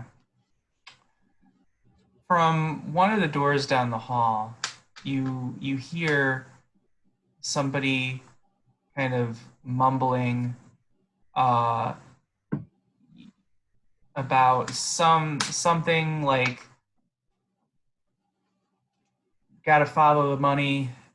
There's the Orem. It's all about the Orem. And you hear mention of rings, and it's kind of a person that it's intriguing to you. The way that this person's talking, it kind of causes you to kind of sit back and be like, what's this dude talking about? But you kind of want to hear more. And as you get closer to the source, you kind of see a door you got one of those clouded pane glasses on it that says office. You can see a light beyond it, and you can see somebody kind of pacing back and forth, ruffling with papers. And you continue to hear him talking about strange connections that, like, with different, he brings up names of different powerful families, some of which you recognize, some that you don't. And then he also mentions the name that you find very intriguing, Kaelis Tella. Okay. And the reason you know that is because that's your previous employer. So I just see this guy just going back and forth talking. Through the clouded pane window of the office. Does the office have a name on it? No, it just says office. Okay. Well, how many professors could there be in this university? I do have a certain percentage chance that this could be Dr. Jones or Professor Jones. I've been wanting to say that. So I just knock on the door. So suddenly the person stops, and you hear rustling papers. You hear moving, what sounds to be like moving furniture, and you and lots of clutter. And then the person comes back and says, who is it? Are you Professor Jones? Looking for him. Important. Who's asking? This is Joe Farr. 4 Dagger Corps investigation. I'm a probie, right? Hopefully you get employed. I got to get this mission done. Maybe I'll get paid after this. Wait. Four Dagger Corps. And he opens it up, and looking up at you is a wild-haired dwarf with he has adventurers looking clothes, but fairly nicely tailored, wearing glasses, and a bit wild-eyed. And he said, so 4 Dagger Corps, you know Sharp. Yeah. Whoa. No. Yeah. Do. Yep. I've heard of him. Yeah. That's the boss. Yep. Okay. So Joe Farr looks around like, what are you doing here? It's well after office hours. Is Sharp okay? Yeah. What? No. Yeah. Yeah. He's fine. He's good. No problems. What? Right. So you're here why? Well, he I said always you have said the to- Did I they always said to send go you? Did they send you? Are they on to me? Who's And on to you? he pulls out a dagger, and he's pointing at your chest. Actually, your crotch. And he's like, I'm not going down without a fight. Okay. Well, you're supposed to have some answers because my boss, the one with the word that begins with the S and ends with the E, sent me. Okay. He's got So some they issue. get him? Did they get him? Are you with them? Who's them? Them. Them. You're being as vague as me, and that's not helping.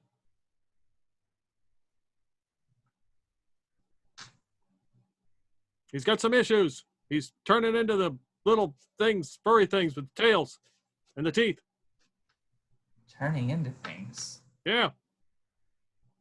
Well, that's not typically what they. Oh, maybe this is something else. And he puts the dagger away. All right. Maybe you're not with them. Or I could be. I just don't know it. He pulls the dagger back out.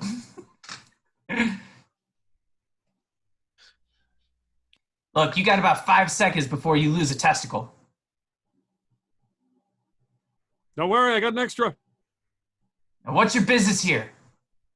Look, my boss, the one that begins with an S, ends with an E, sent me because he's got Yeah. some issue. We You got have that. the answer. You've got the answer. So why is it so important at 10 o'clock at night when people sneak around and kidnap others, make them disappear? Is that what you're doing? Is that what you're intending? To do what? Sneak To around? do what they do. Who's they? Damn it! Replace and disappear and change. Nope. Can't say that I'm familiar with that. But he said you'd have the answer. You would know how to fix his thing of turning into the, the little, and they bite. I have no idea what you're talking about. I think it begins with an L, lichen, something. They turn into him and they attack. Lycanthropes? Ah, that's it. What is Sharp worrying about lycanthropes for? I think he's turned into one. Ah, you said that name again. Oh, well, that is serious. And he puts the dagger away. Are you sure you should do that? I could be part of they, and I just don't know it. You probably keep it out. Good point. He brings it back out. Good, I feel better. And he kind of looks both ways down the hallway, and he kind of, with the dagger, motions to get in. Sure. Not going to argue, man, with a dagger. And then he shuts the door and he locks it. And there's like 12 locks on the door.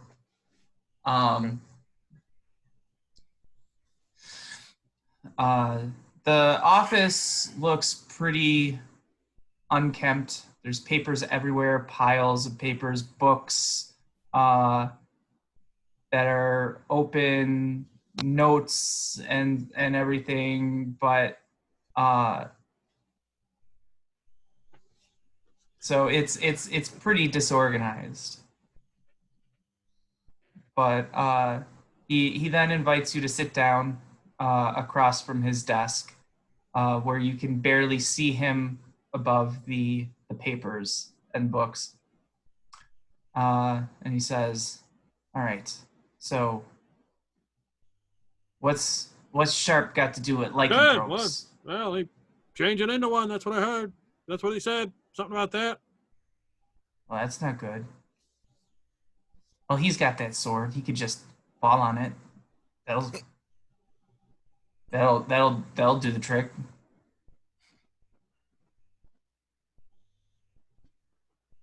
Okay, that's your answer. I don't know what you're coming here expecting, sir. Who are you again? He said he'd have an answer. I'm Joe Farr. All right, Joe Farr. All right. So Joe Farr with the 4-Dagger Corps. Your friend is Sharp. Sharp is a lycanthrope. So he's changing into a monster. And if he's changing into monsters, then he's probably making more monsters. So yeah, he's got to fall on his sword. Do you think this axe would do?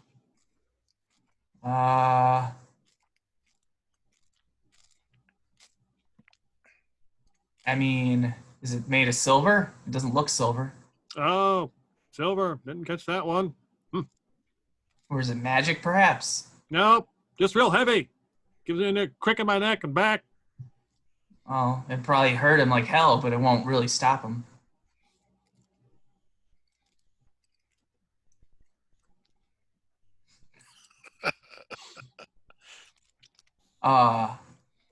So I take it you're trying to save Sharp. You're trying to avoid the whole him falling on his sword thing. No, I'm just trying to get an answer. If that's it, Okay? An answer for what? how to cure this. Okay? You have the answers. That's what I'm told. I'm a political science professor. I know. I That have made me no leery in the idea. first place. I have no idea how to cure lycanthropy. I That's don't what I know figured. anybody that does.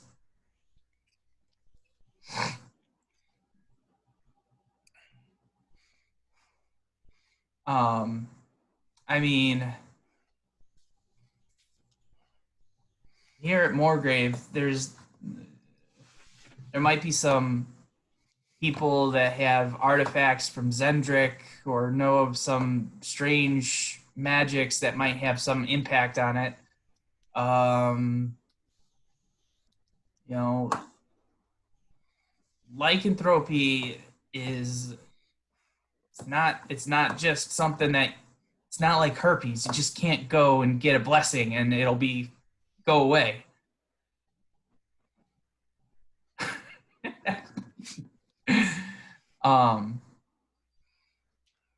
It's more to it than that.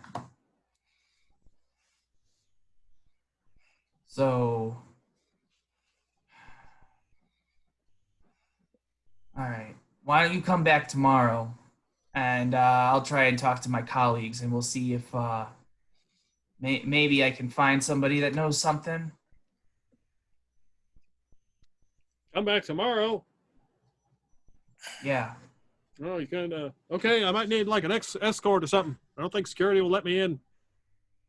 They're kind of chasing after me earlier. Why were they chasing after you? I don't know. The security. Something for them to do. Well, look, I'm not leaving my office. I have lots of important work to do. Yeah, like organize it. This place is a disaster.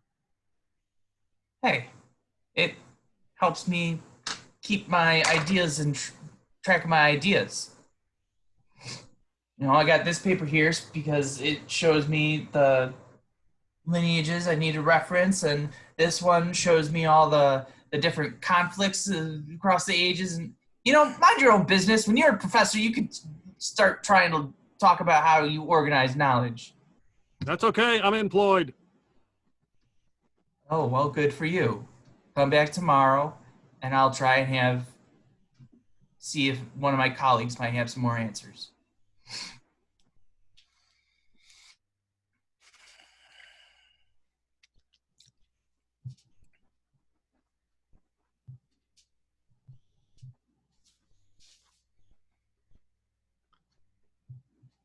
Well, guess it's tomorrow.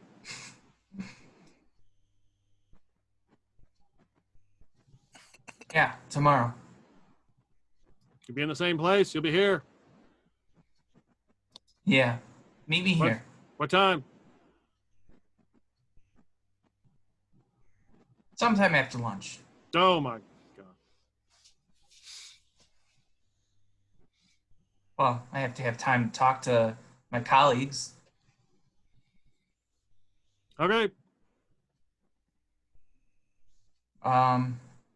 Just be careful. If Sharp is really a werewolf or a lycanthrope or whatever, he's dangerous. And he's gonna infect others. That's not good. Oh, I know he is. He fired me twice. Never happened before. Okay, well, we're talking about a lot worse than firing people. Talking about a whole outbreak. That wouldn't be good. No, it wouldn't be. He bit some fella named Joe Morar too. Wasn't good. Kind of on the face, like right here. Kind of looked like that. But All right. Well, it sounded more and more like he should just fall on his magic sword then. I'll tell him If that. he's already biting people, then that's not good. Okay. Just come back here tomorrow. Okay. I'll give Dave my regard. And I close the door. Let's walk out. All right. So you can't walk out the door. He's got to unlock the 12 locks. Oh, that's right. Yeah, I go and do this, and damn it. Dag, what do you? So first of all, before we get there, so Kurt and Solana, as you guys transform, what are you guys doing? As I said, I used my sets of manacles to manacle myself face down on the bed. So do you guys want to describe? You can have ownership over what your characters do and what the transformation looks like now. I assume it'll be especially painful, to the point where he probably will be more or less forced to transform into the man rat version rather than the giant rat version, because his arms and legs are sort of splayed outward. But it would be, because he has no room to adjust whatsoever, a great deal more painful than it was in the church when, at least he had a certain freedom of movement. So the screams are probably pretty incredible. I don't know who lives around us. There are going to be noise complaints. Yeah, there's a few people. They've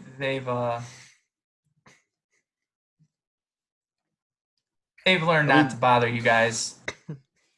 The good news is, unlike with werewolves, it doesn't end in an ominous howl.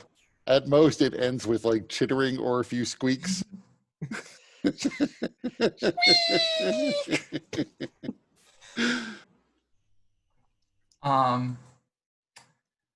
What about you, Solana? I'm blackout drunk. I assume I just slip right into it without even knowing. It's pretty calm and relaxed. Okay. So Dag, you're hearing, I assume, Kurt, once you're transformed, you're struggling against the manacles and everything. I assume so too. I don't consider myself to be in control of the were-rat form. And then Solana, what do you imagine your were-rat version of Solana is doing in this room? Probably the first thing, trying to see the situation where they are and try to escape. I mean, it's a lawful evil creature, so what would lawful evil were-rat do? Not really sure. Um, Probably so try and go back to the nest. and because this were-rat is also you and would have your skills with martial arts, I imagine that they're probably trying to punch through the walls and the door and everything. Definitely. She will definitely try to kick right through that door. Mm-hmm. So Dag, how is it for you as you're hearing the screams and the bashing and everything? No, I'm not gonna get any sleep all night. No, calm down in there. And pretty much all night's probably gonna be like that. It's gonna be a long night. Yeah. How does the door hold up to my abilities? Well, we're about to find out. Solana, give me an athletics check. Athletics. Okay. Oh Jesus, no.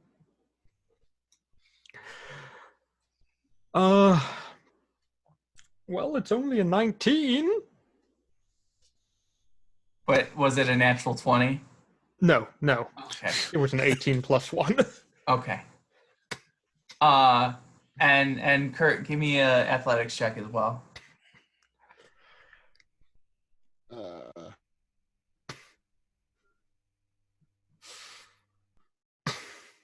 That's a 21. 14 plus 7. I'm trained in athletics.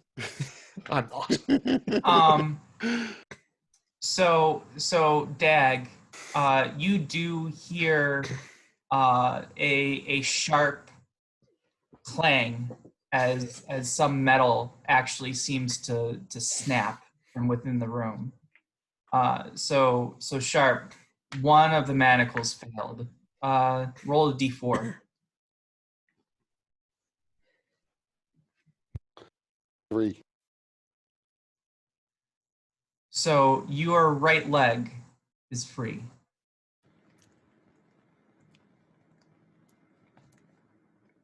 You got some Yeah, leverage to get out the rest.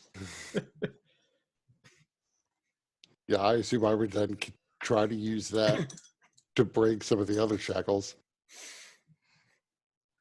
Yeah, you're not able to. You're not as successful in breaking the other shackles. But yeah, Dag, that definitely was a punctuated sound that probably made the whole thing even more terrifying. I picture Dag kind of pushed all the way against the wall opposite, kind of prone down, holding his hoopak out in front of him. Calm down. Go back to sleep. No.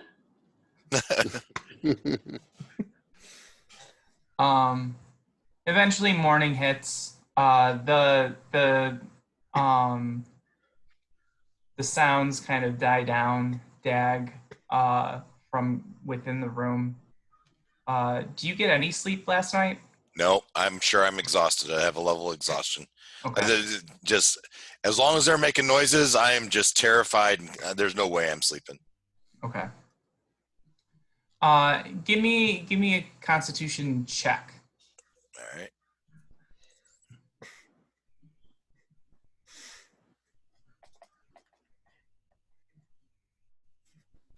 That's a 17. Okay, so you're not exhausted. You're tired, obviously, but you don't have any mechanical exhaustion, at least not at this point. Okay.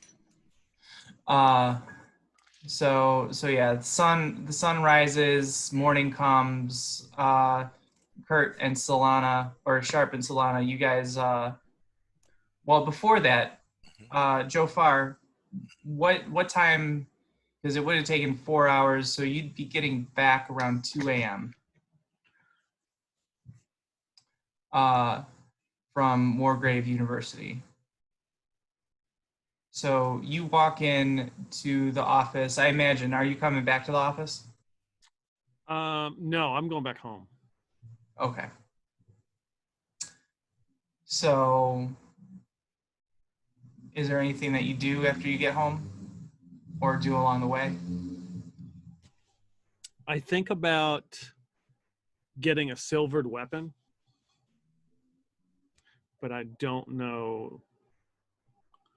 I would assume all the shops and everything are closed right now. Precarious is would have some places that are still open, the seedier places, but you're not aware of any that are particular with like weapon shops or anything like that. Well, actually, because you used to be on the watch, give me a. Are you trained in history? I don't think so. History. No. All right. What about investigation? Yeah. All right, give me an investigation check. Natural 20. Okay. So you definitely know one place, that has a reputation with the watch for not just having weapons, but also dealing with some more other illegal activities, some drug trade, some of the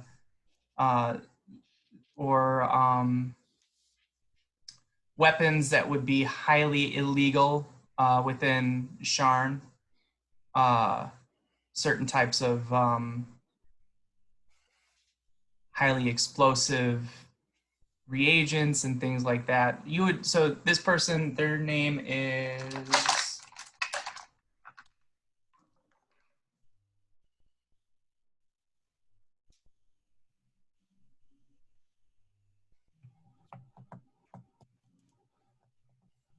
Mace Wormglove. And I want to show you guys what I rolled.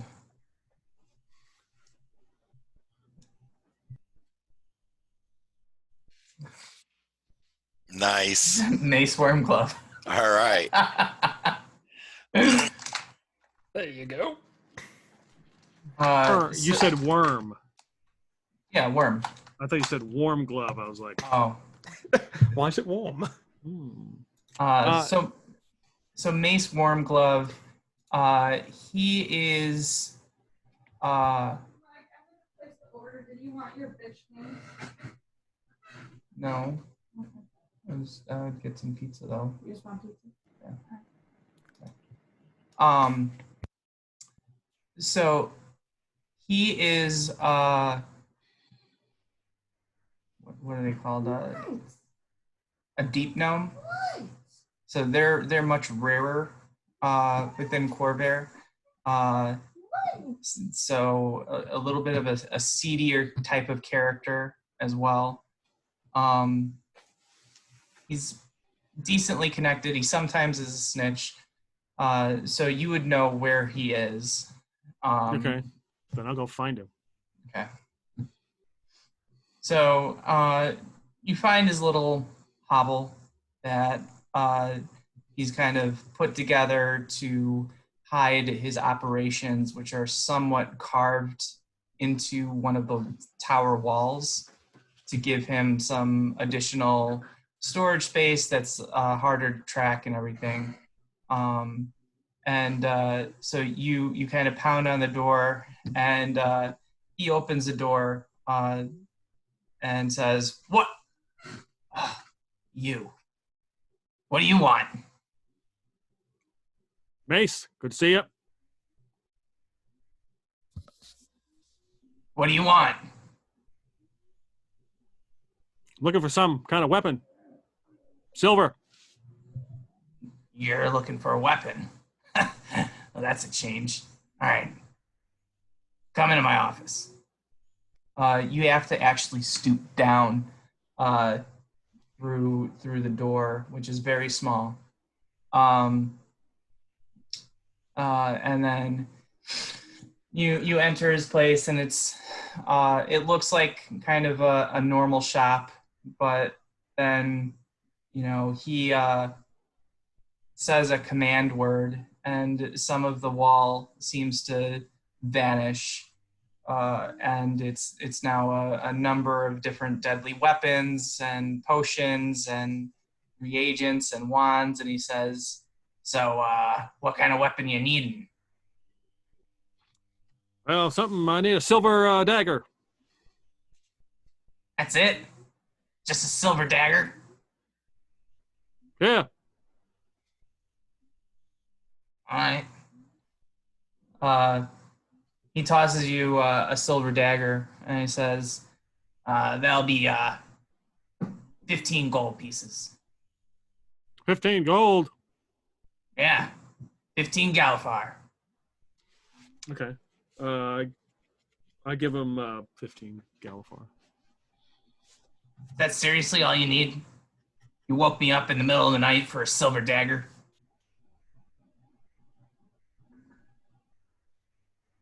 I thought you worked during the night. What are you talking about?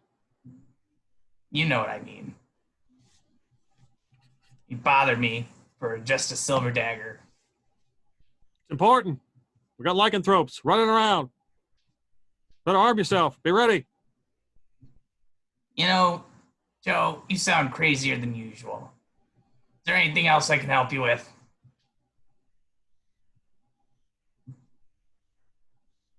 How long you got? Yeah, okay. I'll see you later. Hopefully never. And he kind of shoos you out of his space. Before he does that, I stop. Like I'm holding the door like this.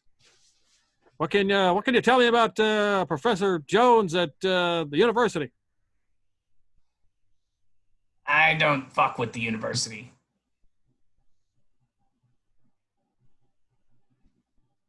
What can you find out for me? What are you willing to give me for it? Some more gold. Okay. What are you looking for? Maybe get you off that probationary status you're still on. How you like that? I don't know what you're talking about. No, I do. We both know what we're talking about. Look, Joe, I can't stand all the fucking wishy-washy, non-specific shit that comes out of your mouth. Be specific. Tell me what you want. You did it with the dagger. You said you want a silver dagger. That I can get. But if you're just gonna be bullshit me, I got other things to be doing. All right. I want information on a statue. Marble statue, missing a hand.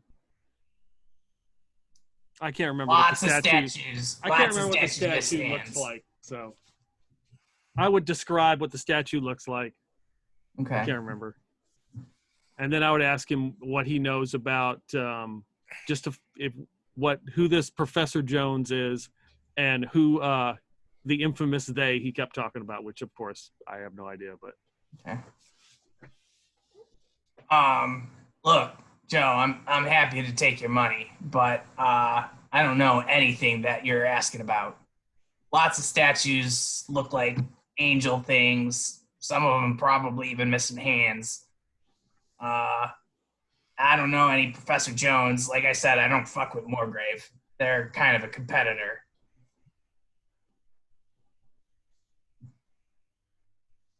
okay, just wondering. I know you're still in the business. Once a snitch, always a snitch.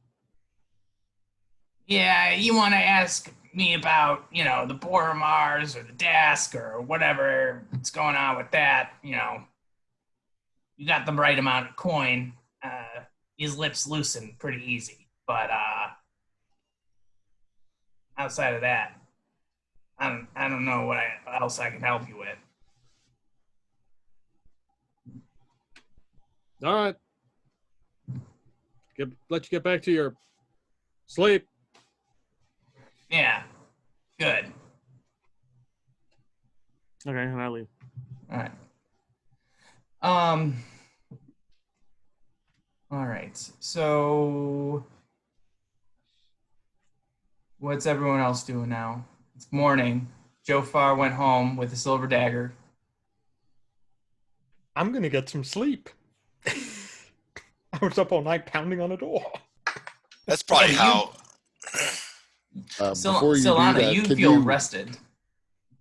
Hmm? Solana I'm and, rested? and Sharp, you guys feel rested as hell. Like, you guys feel like you got the best night of sleep ever. About the time they stop banging on the doors, making all the ruckus, Dag probably passed out. And that's when he got his rest. And that's when Joe Farr shows up to the office. Good morning. After Jofar got a good night's sleep.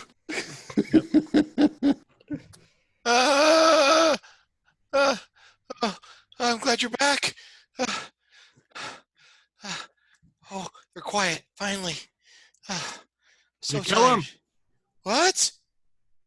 That's the answer. I found it. Professor Jones said, fall on the sword. Got a silver dagger right here, see? Gonna have to kill him. There's no cure. There's no cure? Nope. But They're SOL. Joe, what are we going to do? We can't just kill them. And if we do nothing, the town's probably going to come kill them. Oh my God, what are we going to do? Well, we're gonna have to find another job. Oh, I like And being I haven't been investigator. paid. I'm thinking after this, we should start the 4 Dag Nabbit Corps investigators. Yeah, sounds good. Whoa, no! It's the 4 Dagger Corps. We got. You didn't find they couldn't help you? They did. Tell me. Can't cure him. He said he was going to convene with the other professors that don't do Oh. anything anyway, and they're going to get together and talk about stuff. Well, Said to come back. They'll have probably some non-answer. now I got another problem. You I might can't know- make you taller. What? Yeah, I wouldn't want to be taller. You might take a look at the door. I sealed it up. I kind of had it sealed up, Mhm. and they're not going to get out. Well, That's good. That's half our problem. So, It'd be a shame if this place got fire too. so you think that they're talking about it? Maybe we should go see if we can bring them back here. But we better be fast because I got a feeling that Mr. Fix-It knows about this. I had to tell him to convince him to lock him in, and if we don't get them out and get them right, let's say before the moon comes out tonight, he's probably going to come back with a guard.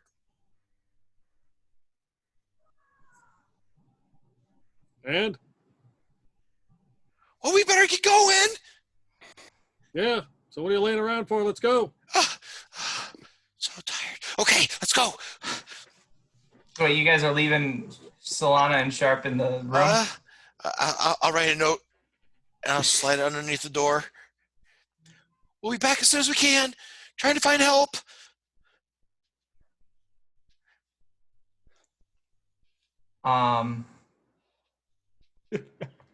Okay.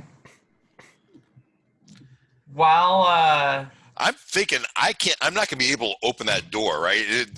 I look at that door, it's got metal bands and screws and bolts, and this isn't anything Dag's gonna be able to handle.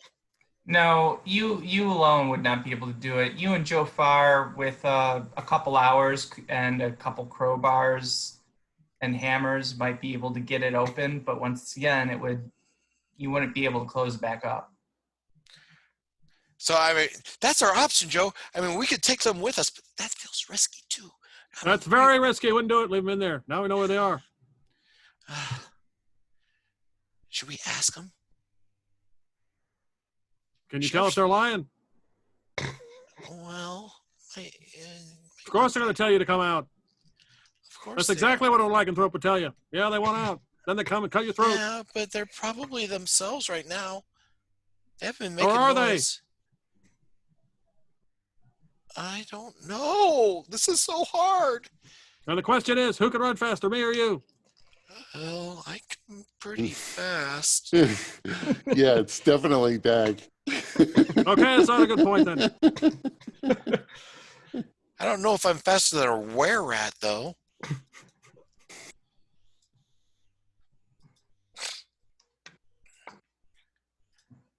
I'm pretty fast, but I'm still a halfling.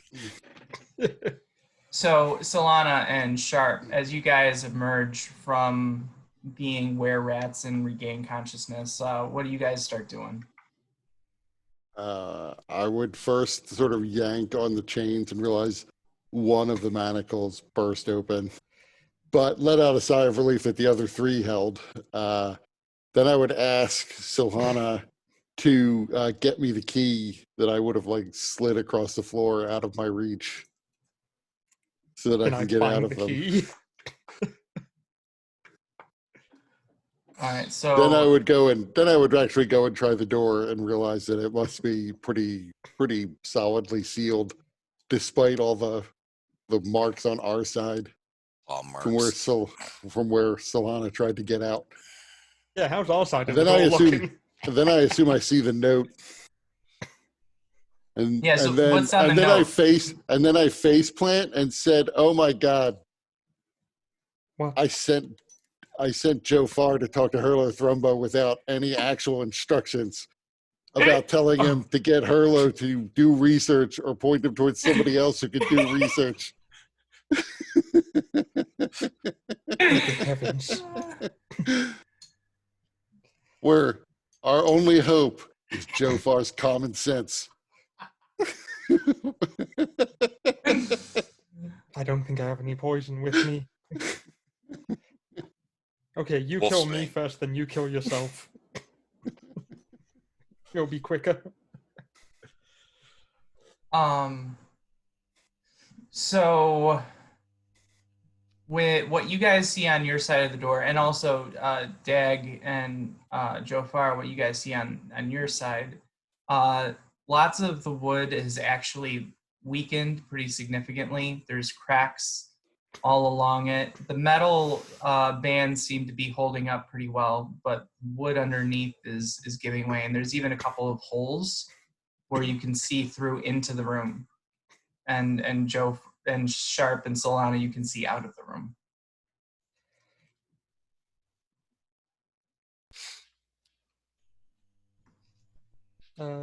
You guys plan on letting us out? I don't think we're going to be able to. I had Mr. Fix-It board up this door, and there's bolts and thick nails and metal bars. This door's not going anywhere. Can I get my hand out of here? Reach through one of the holes?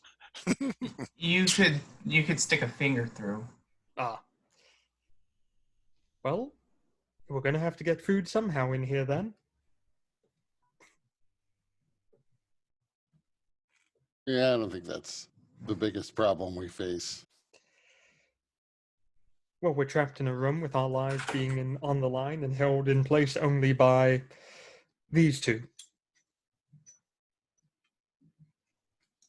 So Joe said he talked to Dr. Jones and he's going to talk to some colleagues and see what they can learn. But they wouldn't do it last night, at midnight. And so they're supposed to do it this morning, and we're going to talk to him this afternoon. But I'm afraid people are going to come. Mr. Fix-It, I don't think he's going to keep the secret. And I'm afraid people are going to come looking for you. And we got to get you. We got to get this fixed before they come. Calm down. Nobody even knows we're here. Unless, Yeah, Joe, who's you didn't Mr. tell Fix-It? Herlo Thrumbo. Well, I had to have someone seal this door up. I don't know anything about sealing doors up. And I didn't want you killing people. Does he know what we look like or who we are? Well, he lives in the neighborhood. Probably. He's probably heard of Four Dagger Corps. I don't know. Even if I could let you out, I'm not sure I want to let you out.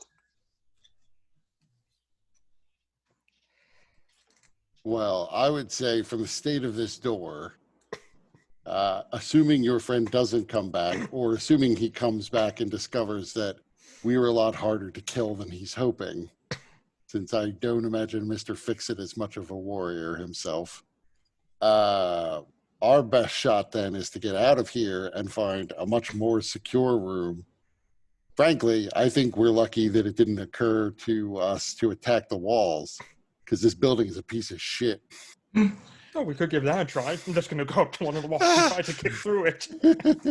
Joe, we should take him back to the university with us. Maybe the university has some better way of handling them. I guess if that's what you want to do.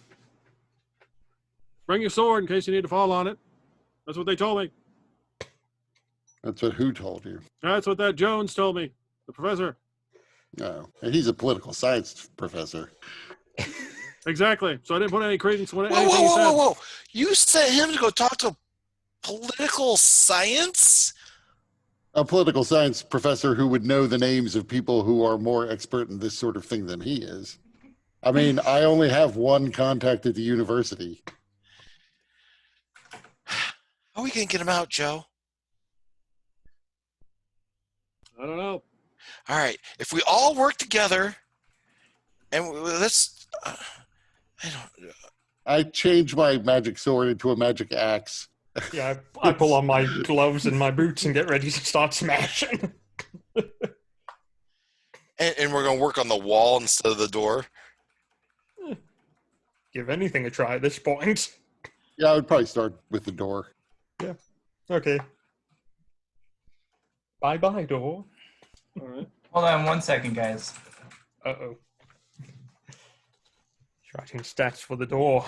It's a mimic! Writing stats for Mr. Fix-It. Oh, shit. He's come back early. He's a level 15 fighter. We're screwed. Yeah, he's one of those retired fighters who always actually wanted to be a carpenter. Shows up in full plate. Folk hero background. Carpenter. I've come to fix your problem. Big silver battle axe in his hands.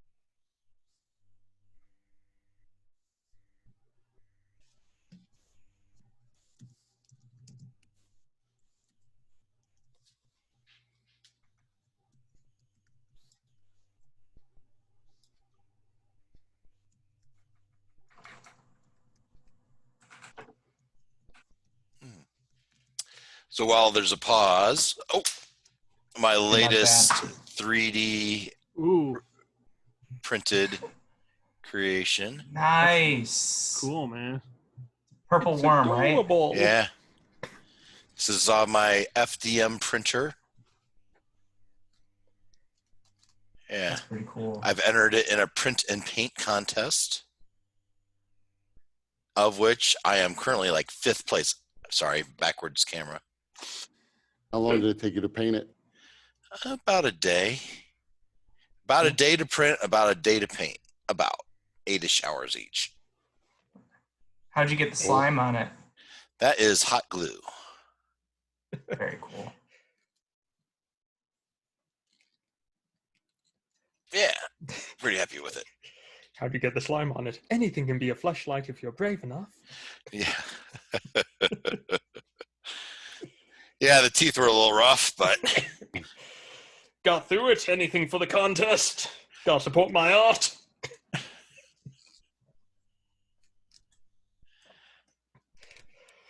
I don't have any players to put miniatures on a table with right now.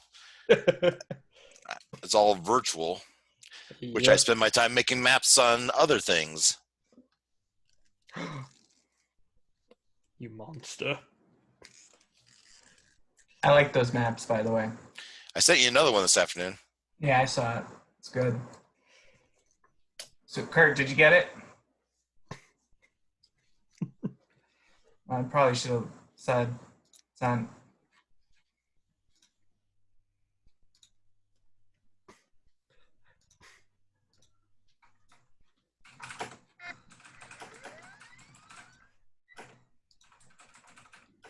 The door is activating its full power potential. Yeah, it's kind of a pain not having any actual players there, especially when you have miniatures and maps and everything.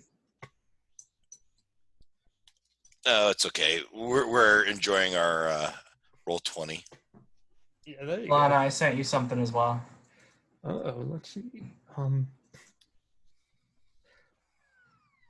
So there would be like a single tear rolls down Sharp's cheek as he says, "Thanks, honey. I think we're maybe not cured, but temporarily better.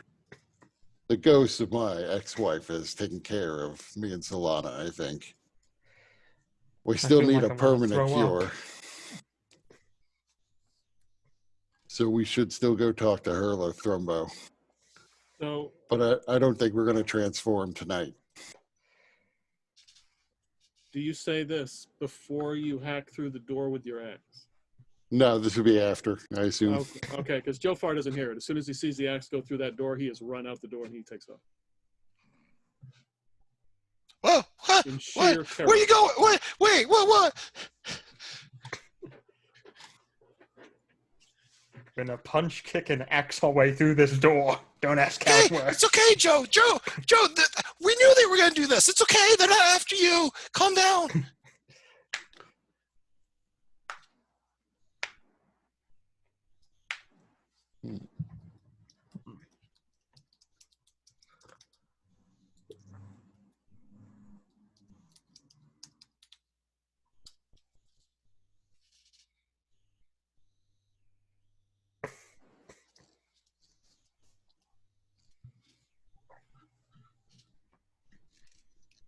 Here's a question. Is what Sharp is magically a secret, or would we know by now? Right, that I'm a warlock. Yeah, or I would we mean, think you you're a wouldn't- wizard or an eldritch knight or something like that? I would have explained. I don't know where my powers came from. Like when I got to Sharn, they started to manifest. Okay. I don't know that I have a patron. Like I feel like there's something that's sort of watching over me Mhm. that is imbuing me with this magic.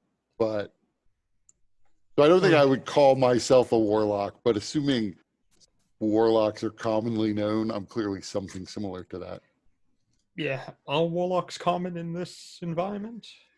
I mean, warlocks. If you're going based on like mechanics, they're probably one of the rarer classes that a person might encounter in Corvair, at least. Maybe not in other places like Zendrick, but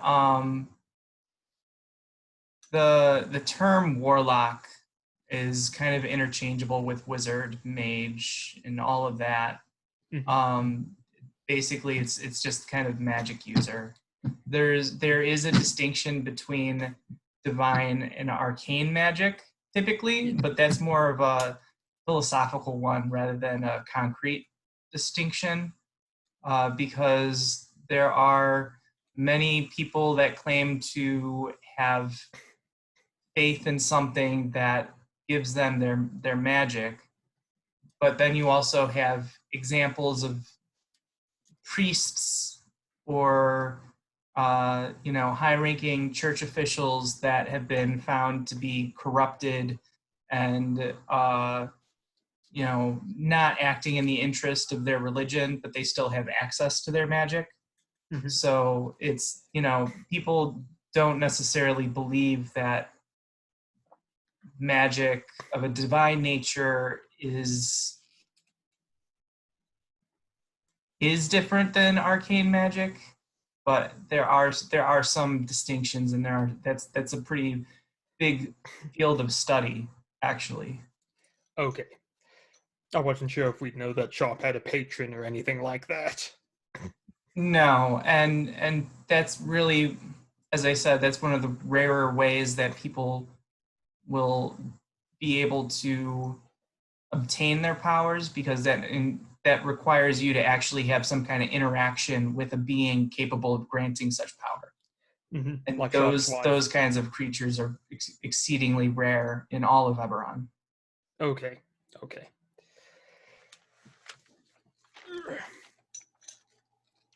The good news, Dag, is we're safe at least for a while, and I promise to give you some warning if I think it's come back. Okay, but I still think we should get to the university just as fast as we can. That would be preferred. That makes sense to me, especially should- since we don't have to find a vault to store us in tonight. Well, we need to be able to convince the professor of that too. Yeah, I don't think Hurlo's gonna try to kill us himself. But what about his peers? Mostly professor types. I'm not that concerned. They might try to turn us in, but Hurlo doesn't trust authority. I don't think Hurlo's going to run to the cops. Honestly, they'd probably be more interested in I should studying us. also warn you that we probably can't come back here Why not? because Mr. Fixit's probably gonna report us to the authorities. He's not gonna be very happy with me.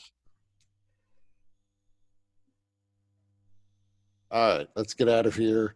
Next Let's time grab you see everything. Mr. Fixit, remember, there was 2 clients of ours that were lycanthropes. Let's go. Well, technically, they were a client of mine. There you That's go. it. You don't even have to lie. And we gotta find Joe. Where'd he go? As we start to make our way. Was he even here? Yeah, he was here. He was very concerned about your well-being. He went out in the middle of the night looking for help. He really helped. So gather whatever we need, and let's get out of here.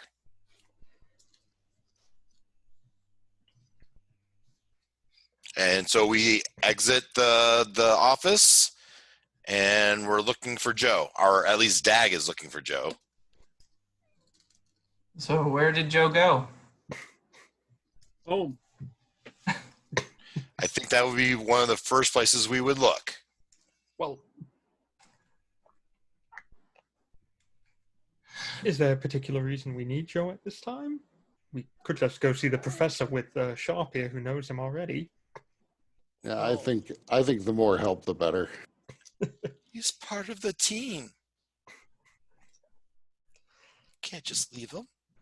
I'm never sure anymore. He keeps getting hired and fired constantly.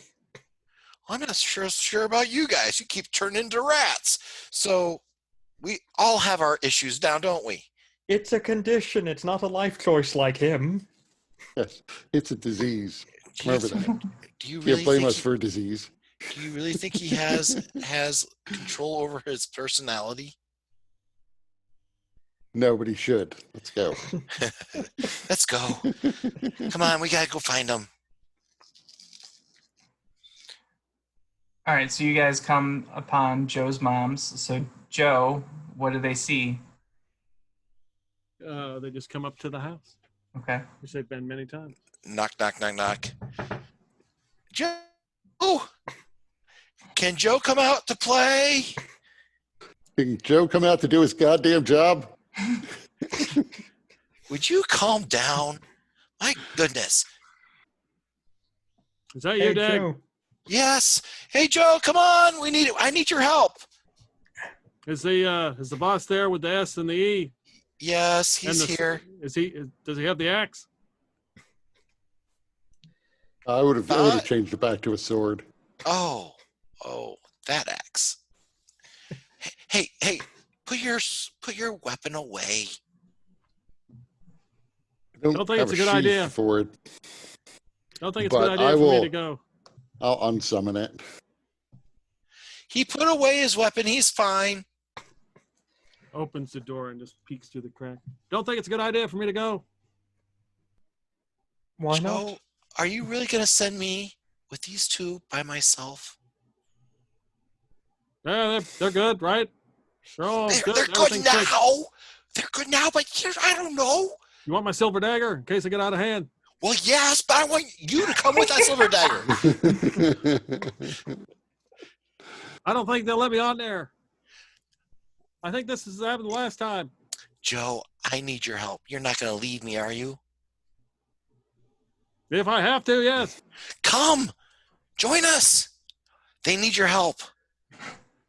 No, they don't. Yes, Look at 'em. Yes, they do. You saw what they did to that door? No, I didn't want to find out. That's why I left. Let's go. Come on. Come on. And Dag's going to fall into his persistent self. And eventually your mom's going to, Joe, would you just get out of here? Okay, so Joe comes out with the axe again, strapped on his back and his backpack. Finally. Hey guys, do you mind if we take like a 15-minute break? Okay. Okay, That's fine. all right.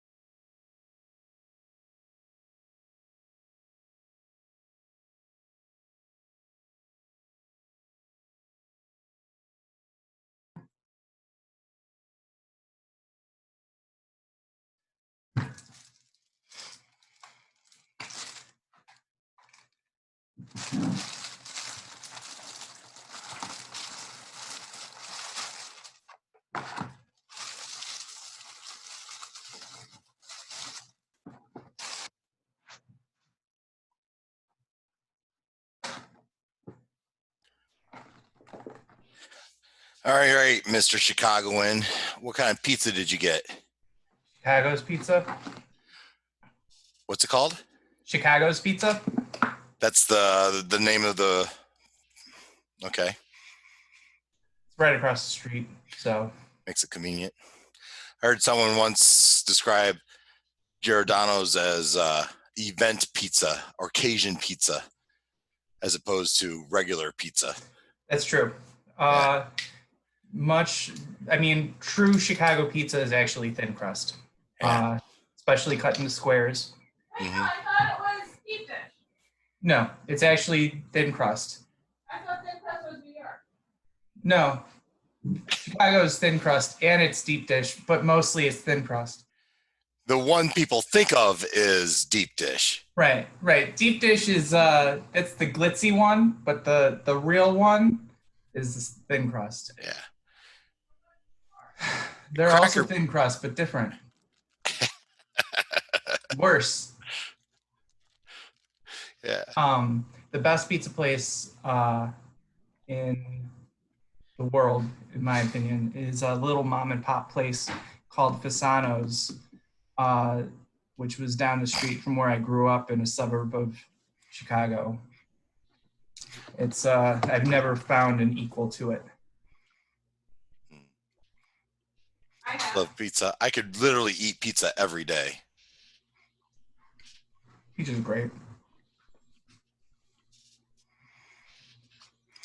Yeah, I think everyone can say that though. The mom and pop pizza place that they grew up with is the best pizza ever. Oh yeah.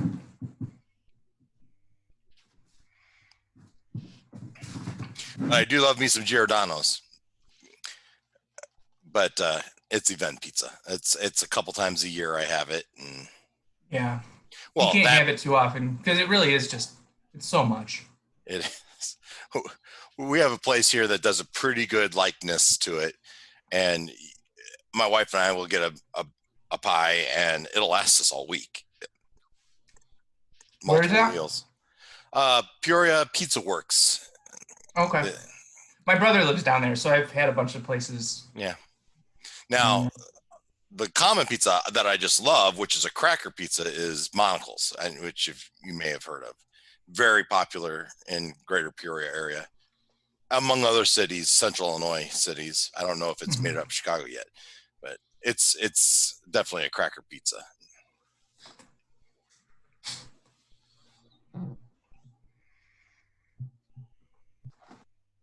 All right. Thank you, everybody, for giving me a moment to go and get some refreshments. Where were we? Oh, we were. Oh, I wanted to retcon something. What? The room that we took them out, I would like to let loose a rat from my hat into the room that they escaped from.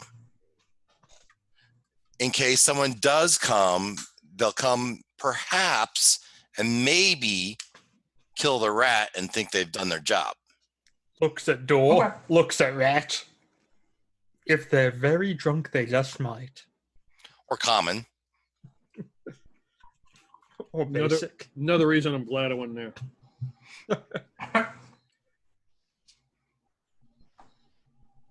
You have Okay. to remember, Sharp's best friend was killed by rats. So you have to understand, I am not racist against rats. I have nothing against rats per se. Rats that eat people, I've got a problem with. But technically, wouldn't a rat eat anything that's on the ground, whether it be people or something else? Yeah, but they probably didn't kill the people. Tell that to the Black Death. Yeah, tell that to the bubonic plague. In their defense, Okay, it was the fleas. not the rats. Directly eat. Tell that to the Pied Piper.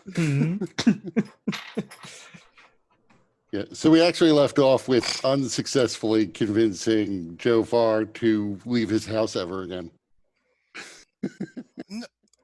I hadn't given up. Dag had not given up yet. Yeah. I You think put Joe away found your my weapon, movie. and Joe was coming, right, Joe? That's what I thought. Joe's on his way. I think he's nodding. Yeah.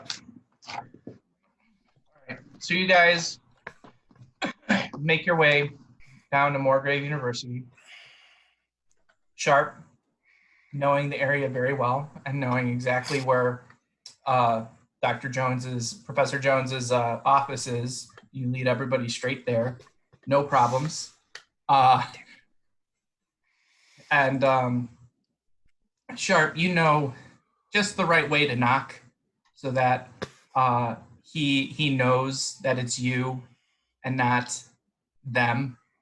And so he opens up the office with a smile and he says, Sharp, you're looking well. Hey. Yeah, glad to see they didn't get you yet. Not a chance. But lycanthropy? You okay? I'm okay for the moment, but we do need whatever help we can get on whatever forms of cure there are. I heard the fall on your sword suggestion. It might come to that. You're an honorable guy, a lot better than me. So I figured that you probably already considered it. But I Anyways, figure come on there's in. gotta be some sort of at least legend or folk cure to try first. Well, just so happens that I managed to maybe uncover something. So he leads you into his office, and he pulls out a book that appears to be an ancient family Bible with a crest of the silver flame on its cover.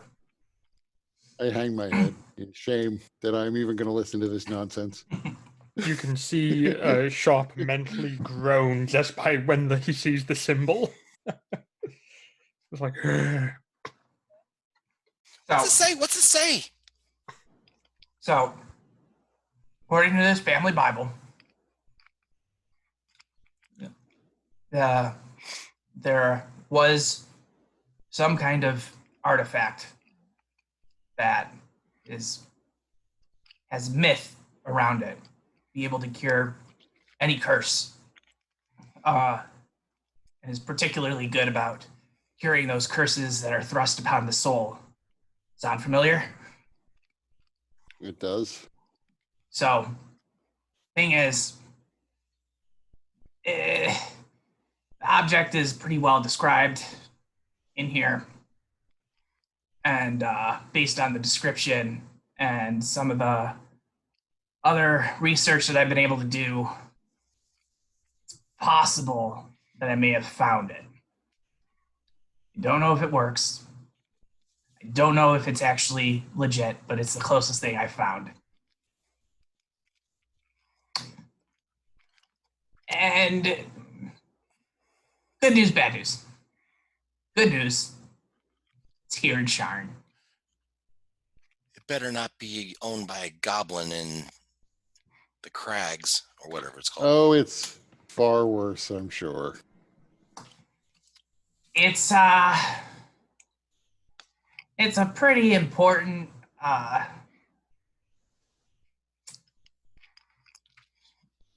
part of the Church of the Silver Flame up in Oakbridge. oh, them.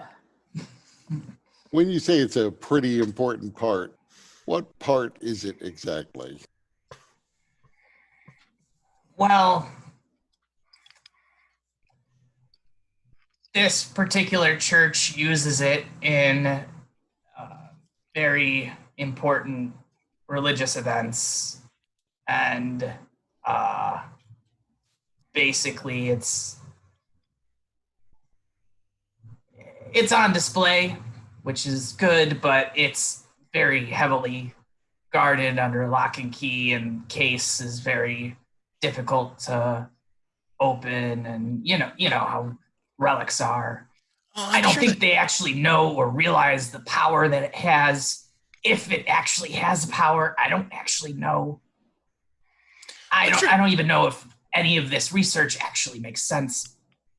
You know how I do, Sharp. I follow lines. Mhm. They connect, they don't connect, they rearrange themselves sometimes. But best I can tell, this is gonna be your best shot, but you're gonna have to break in and steal it. No, we'll just borrow it. We'll There's just go. no way they're going to allow anybody to touch it. I wasn't gonna ask.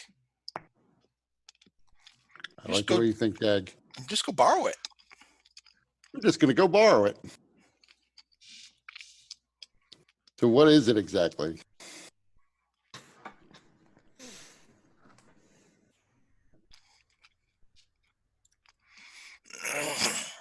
It's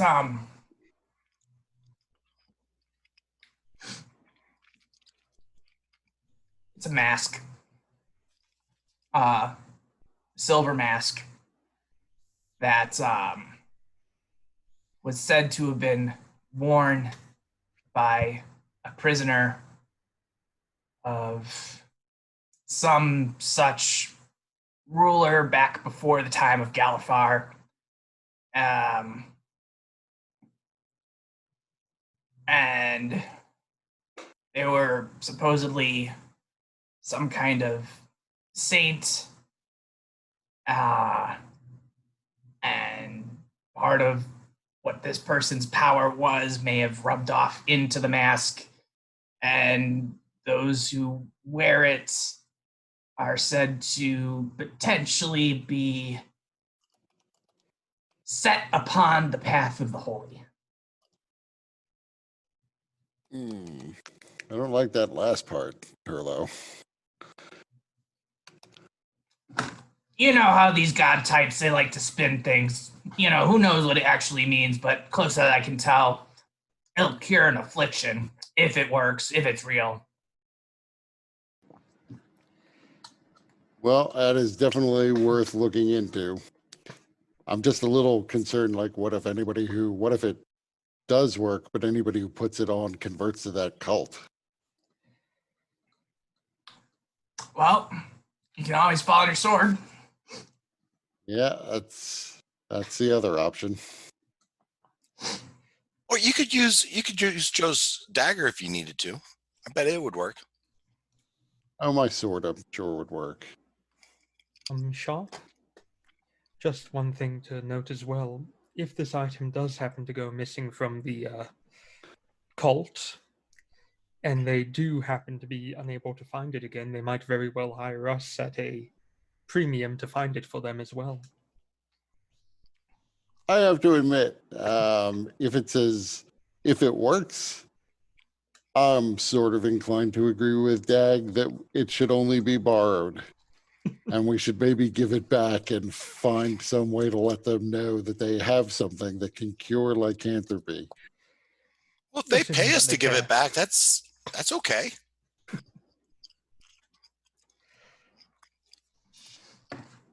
Fair enough. I think we can cross that bridge when we come to it. I'm a little skeptical that anything that the Church of the Silver Flame has is actually going to turn out to be terribly useful.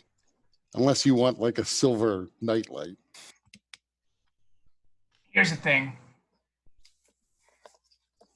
The church in Oakbridge may or may not be the largest one in Sharn. So there's that. There's a place to start, though. Well, what I'm getting at is lots of resources, lots of protection, difficult to sneak in. Yeah, and that's definitely not my forte either. Sounds like fun. We actually need to sneak in. First things first, we need to scope out the place and see what they have there. Right. Why don't we just walk in and take it? I have a Good feeling luck that's with that. behind a locked case. Well, maybe we go at night or something, but Not to borrow it. We're just gonna borrow it. I'm sure they won't care. I Well, am you did say it was 100% sure that important. they will. But I agree we're going to need to go scope this place out. And I'm sure Hurler doesn't want us to be here any longer than we need to be because you never know who's watching. It could be Yeah, wrong. that's a good point. You guys got anything else? Because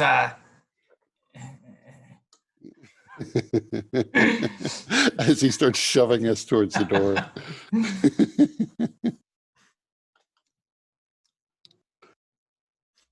Okay, do we go up to Oak Bridge. Oak Bridge? Yeah, that's where I Love think that. we would head.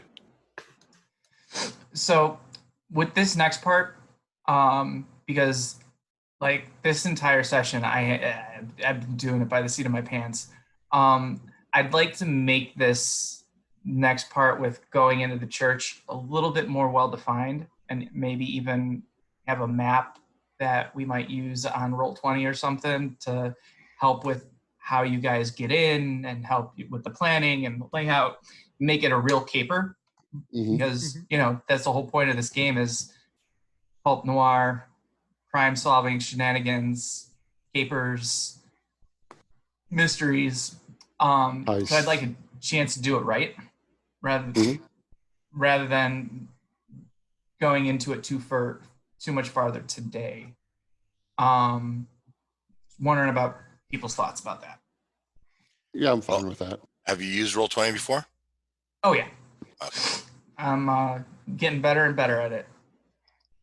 Question: how much money was left after the job we did where we all got paid? Yeah, as we're heading over there, I'd probably hand out the rest of the money so everybody gets 50 dragons and 125 Galifar. Oh, Jesus. How many Galifar? 125.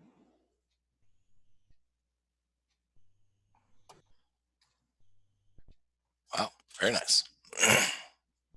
Maybe we should check out that our new place up there. Yeah, you should definitely do that. I don't actually know that I want to be seen in there before we pull this off, since we might wind up getting killed in the middle of this mission. If I get killed, though, you definitely get the new digs, Dag. Nice.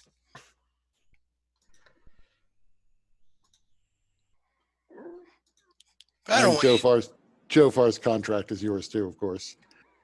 Ah. But I don't want you to go anywhere. I have so much to learn. That's only if we get killed. I mean, I'll tell you right now, Dag, I have faced off against these Silver Flame people before during the war. They are ruthless. They are inhuman in the levels of violence they will perpetrate against their fellow man. So where are we going to stay tonight? Tonight, to the extent that we need to sleep, I have no problem hiding out in the new place, since it'll Okay. be close to the church. But for the moment, during daylight hours, I think we should go take a look at the church, And remind me again why you're not going to turn into a were-rat. because the ghost of my wife has temporarily suppressed that. Well, if she says so, then it's got to be true. Ah!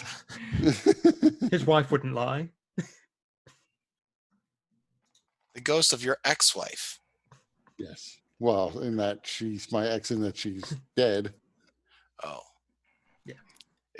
It was in that order. What, dead then ex, not ex then dead. Right. Oh, she's also taken away all of my magic, so I'm pretty much just going in there with a sword. Oh. Oh. No Bitch. magic, but you have the abilities of a were-rat. The abilities of a were-rat when I'm in this human form is, I think I am slightly imperceptibly more nimble. And you heal quite well. Right. In that, actually, that's a good point. I'm going to take out my dagger again and cut myself just a little bit this time. It does not heal.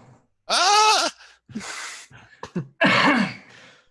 God, he's an emo. Yeah, there's that.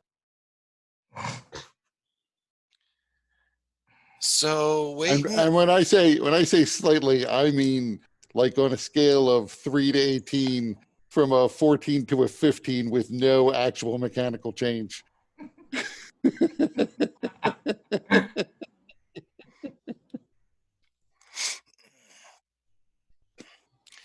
So go to Oak Ridge after dark, sneak into our new place, spend the night, and start casing out the church in the morning?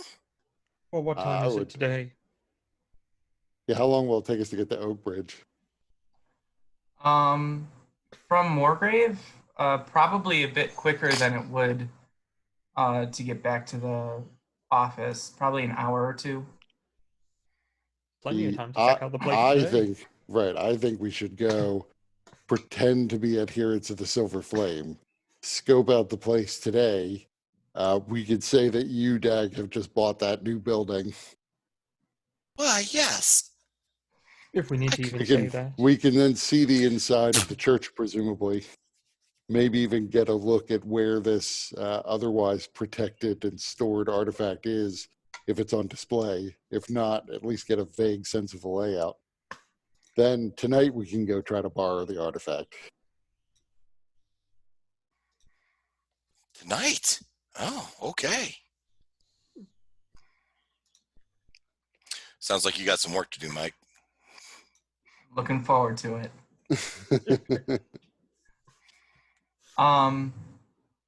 So yeah, what did people think about this session? I didn't feel like it was as awkward as last session, but it was definitely, it was a lot to balance as a DM and trying to keep things moving forward without actually having any idea about what I was going to do or how I was going to get out of this corner that I've written myself into. Yeah, you got the complexity. My favorite part of it was still, I don't know that I would say, like, certainly Peter was playing along, but Joe Farr seems absolutely uncooperative with the choices he makes. Just, I'm going to go and I'm going to ask this political science major, oh, kill themselves? All right, I'll see you later.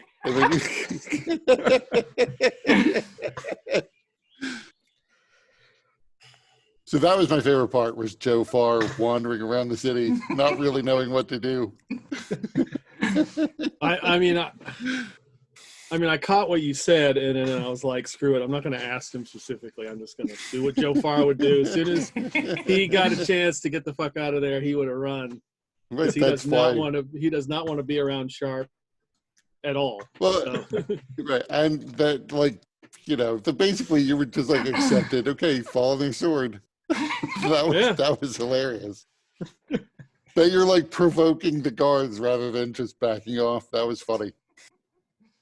Yeah, things may have gone completely different if I was imagining them like capturing you and throwing you in jail for a week, and then it's just a week of no Joe Farr.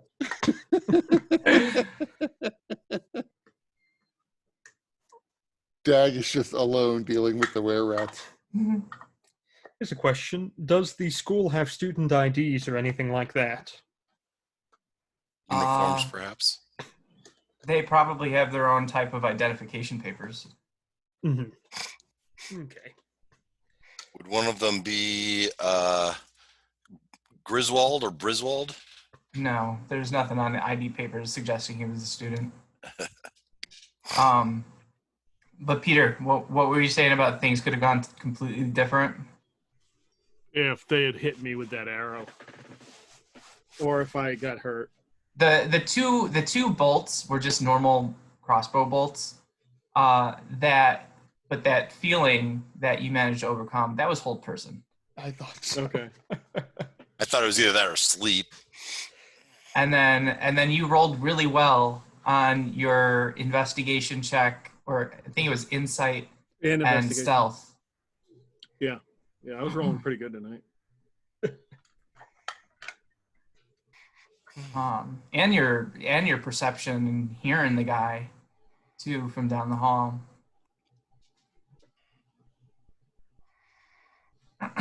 You need help making or finding a map for a church? No, I'll be able to figure it out. I appreciate it though. Sort of. I may want to have my own secret Sure. entrances and hallways and things Right. like that. Absolutely. So this will be interesting because it'll be, in a sense, like a dungeon crawl, but you want to avoid fighting and use stealth. So it's gonna be unlike anything that I've run so far. So I'm pretty excited to see how this work turns out. Well, and I'm probably going to have to pull a Lucian, since the goal is, at least as Sharp sees it, to try to stealth our way in and stealth our way out, not kill anyone, because probably a lot of the people in there aren't really going to deserve it anyway. Sharp almost certainly is going to leave his armor behind, because that's disadvantage on stealth. So he'll be unarmored. One attack per round, because I don't have my invocations. On the flip side, this is exactly what Dag's built for. Yeah. Similar with Solana. So I'll have a +2 to stealth, but that's it. Well, maybe you and Joe are a distraction. Actually, just set Joe loose in the church. Yeah. Enough distraction. Right. Joe, you go in and tell them what you think about religion in general. Tell them about how they're cult and me and Dag will sneak on in. Would be perfect. Did anyone else have any highlights from the session or things that maybe could have been done differently? It's pretty good. It's the same in any situation where you're looking for Well, fine, leave then. where you're looking for a solution. The players are kind of fishing for what does the dungeon master want. I mean, you also have the complexity of there were technically 3 different groups most of the game. Yeah.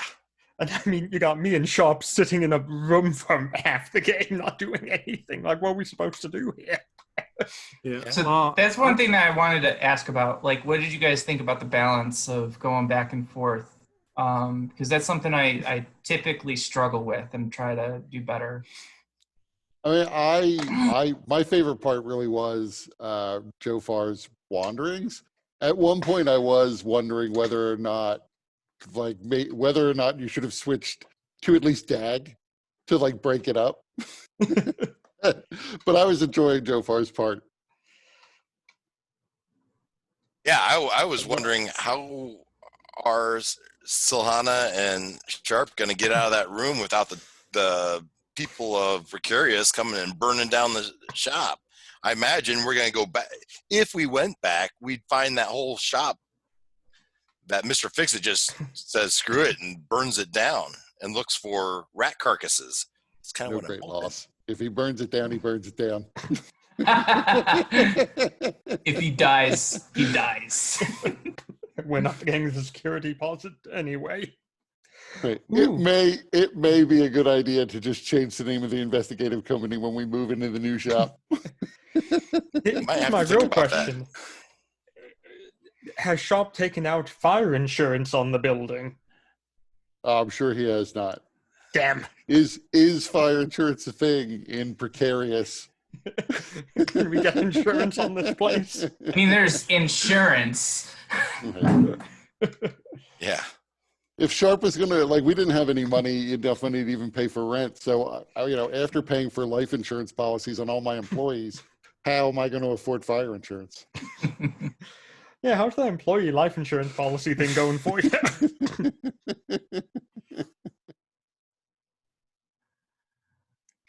Well, Dag's So, gonna be I mean, excited to. Yeah, I thought it was fine that we were in the room. Like that's how it had to be Yeah. for purposes of the story. Yep. Yeah, and I looked because I use a There's actually like an orrery online that shows the different phases of the moons in Eberron, because there's 12 of them.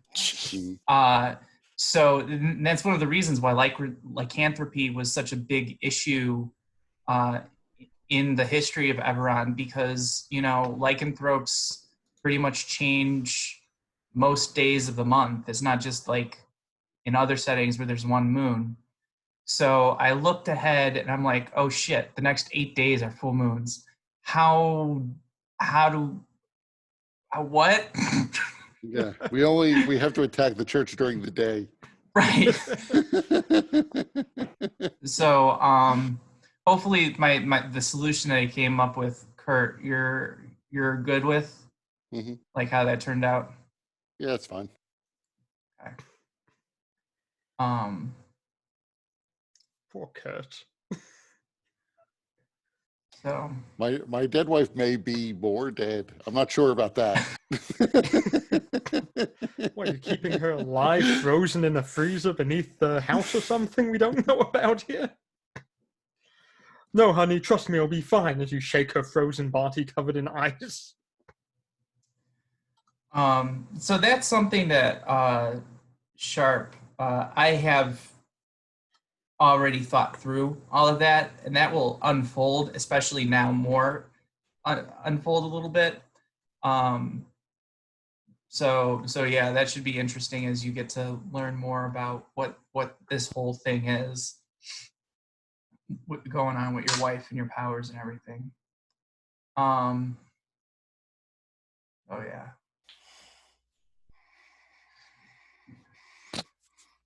All right. Any other questions or clarifications before we head out? Good. 2 weeks. All righty. It'll be Okay. June. Happy Memorial Day, everyone. Yep. Yeah, You too. Yep. All right. Bye. All right. Take care.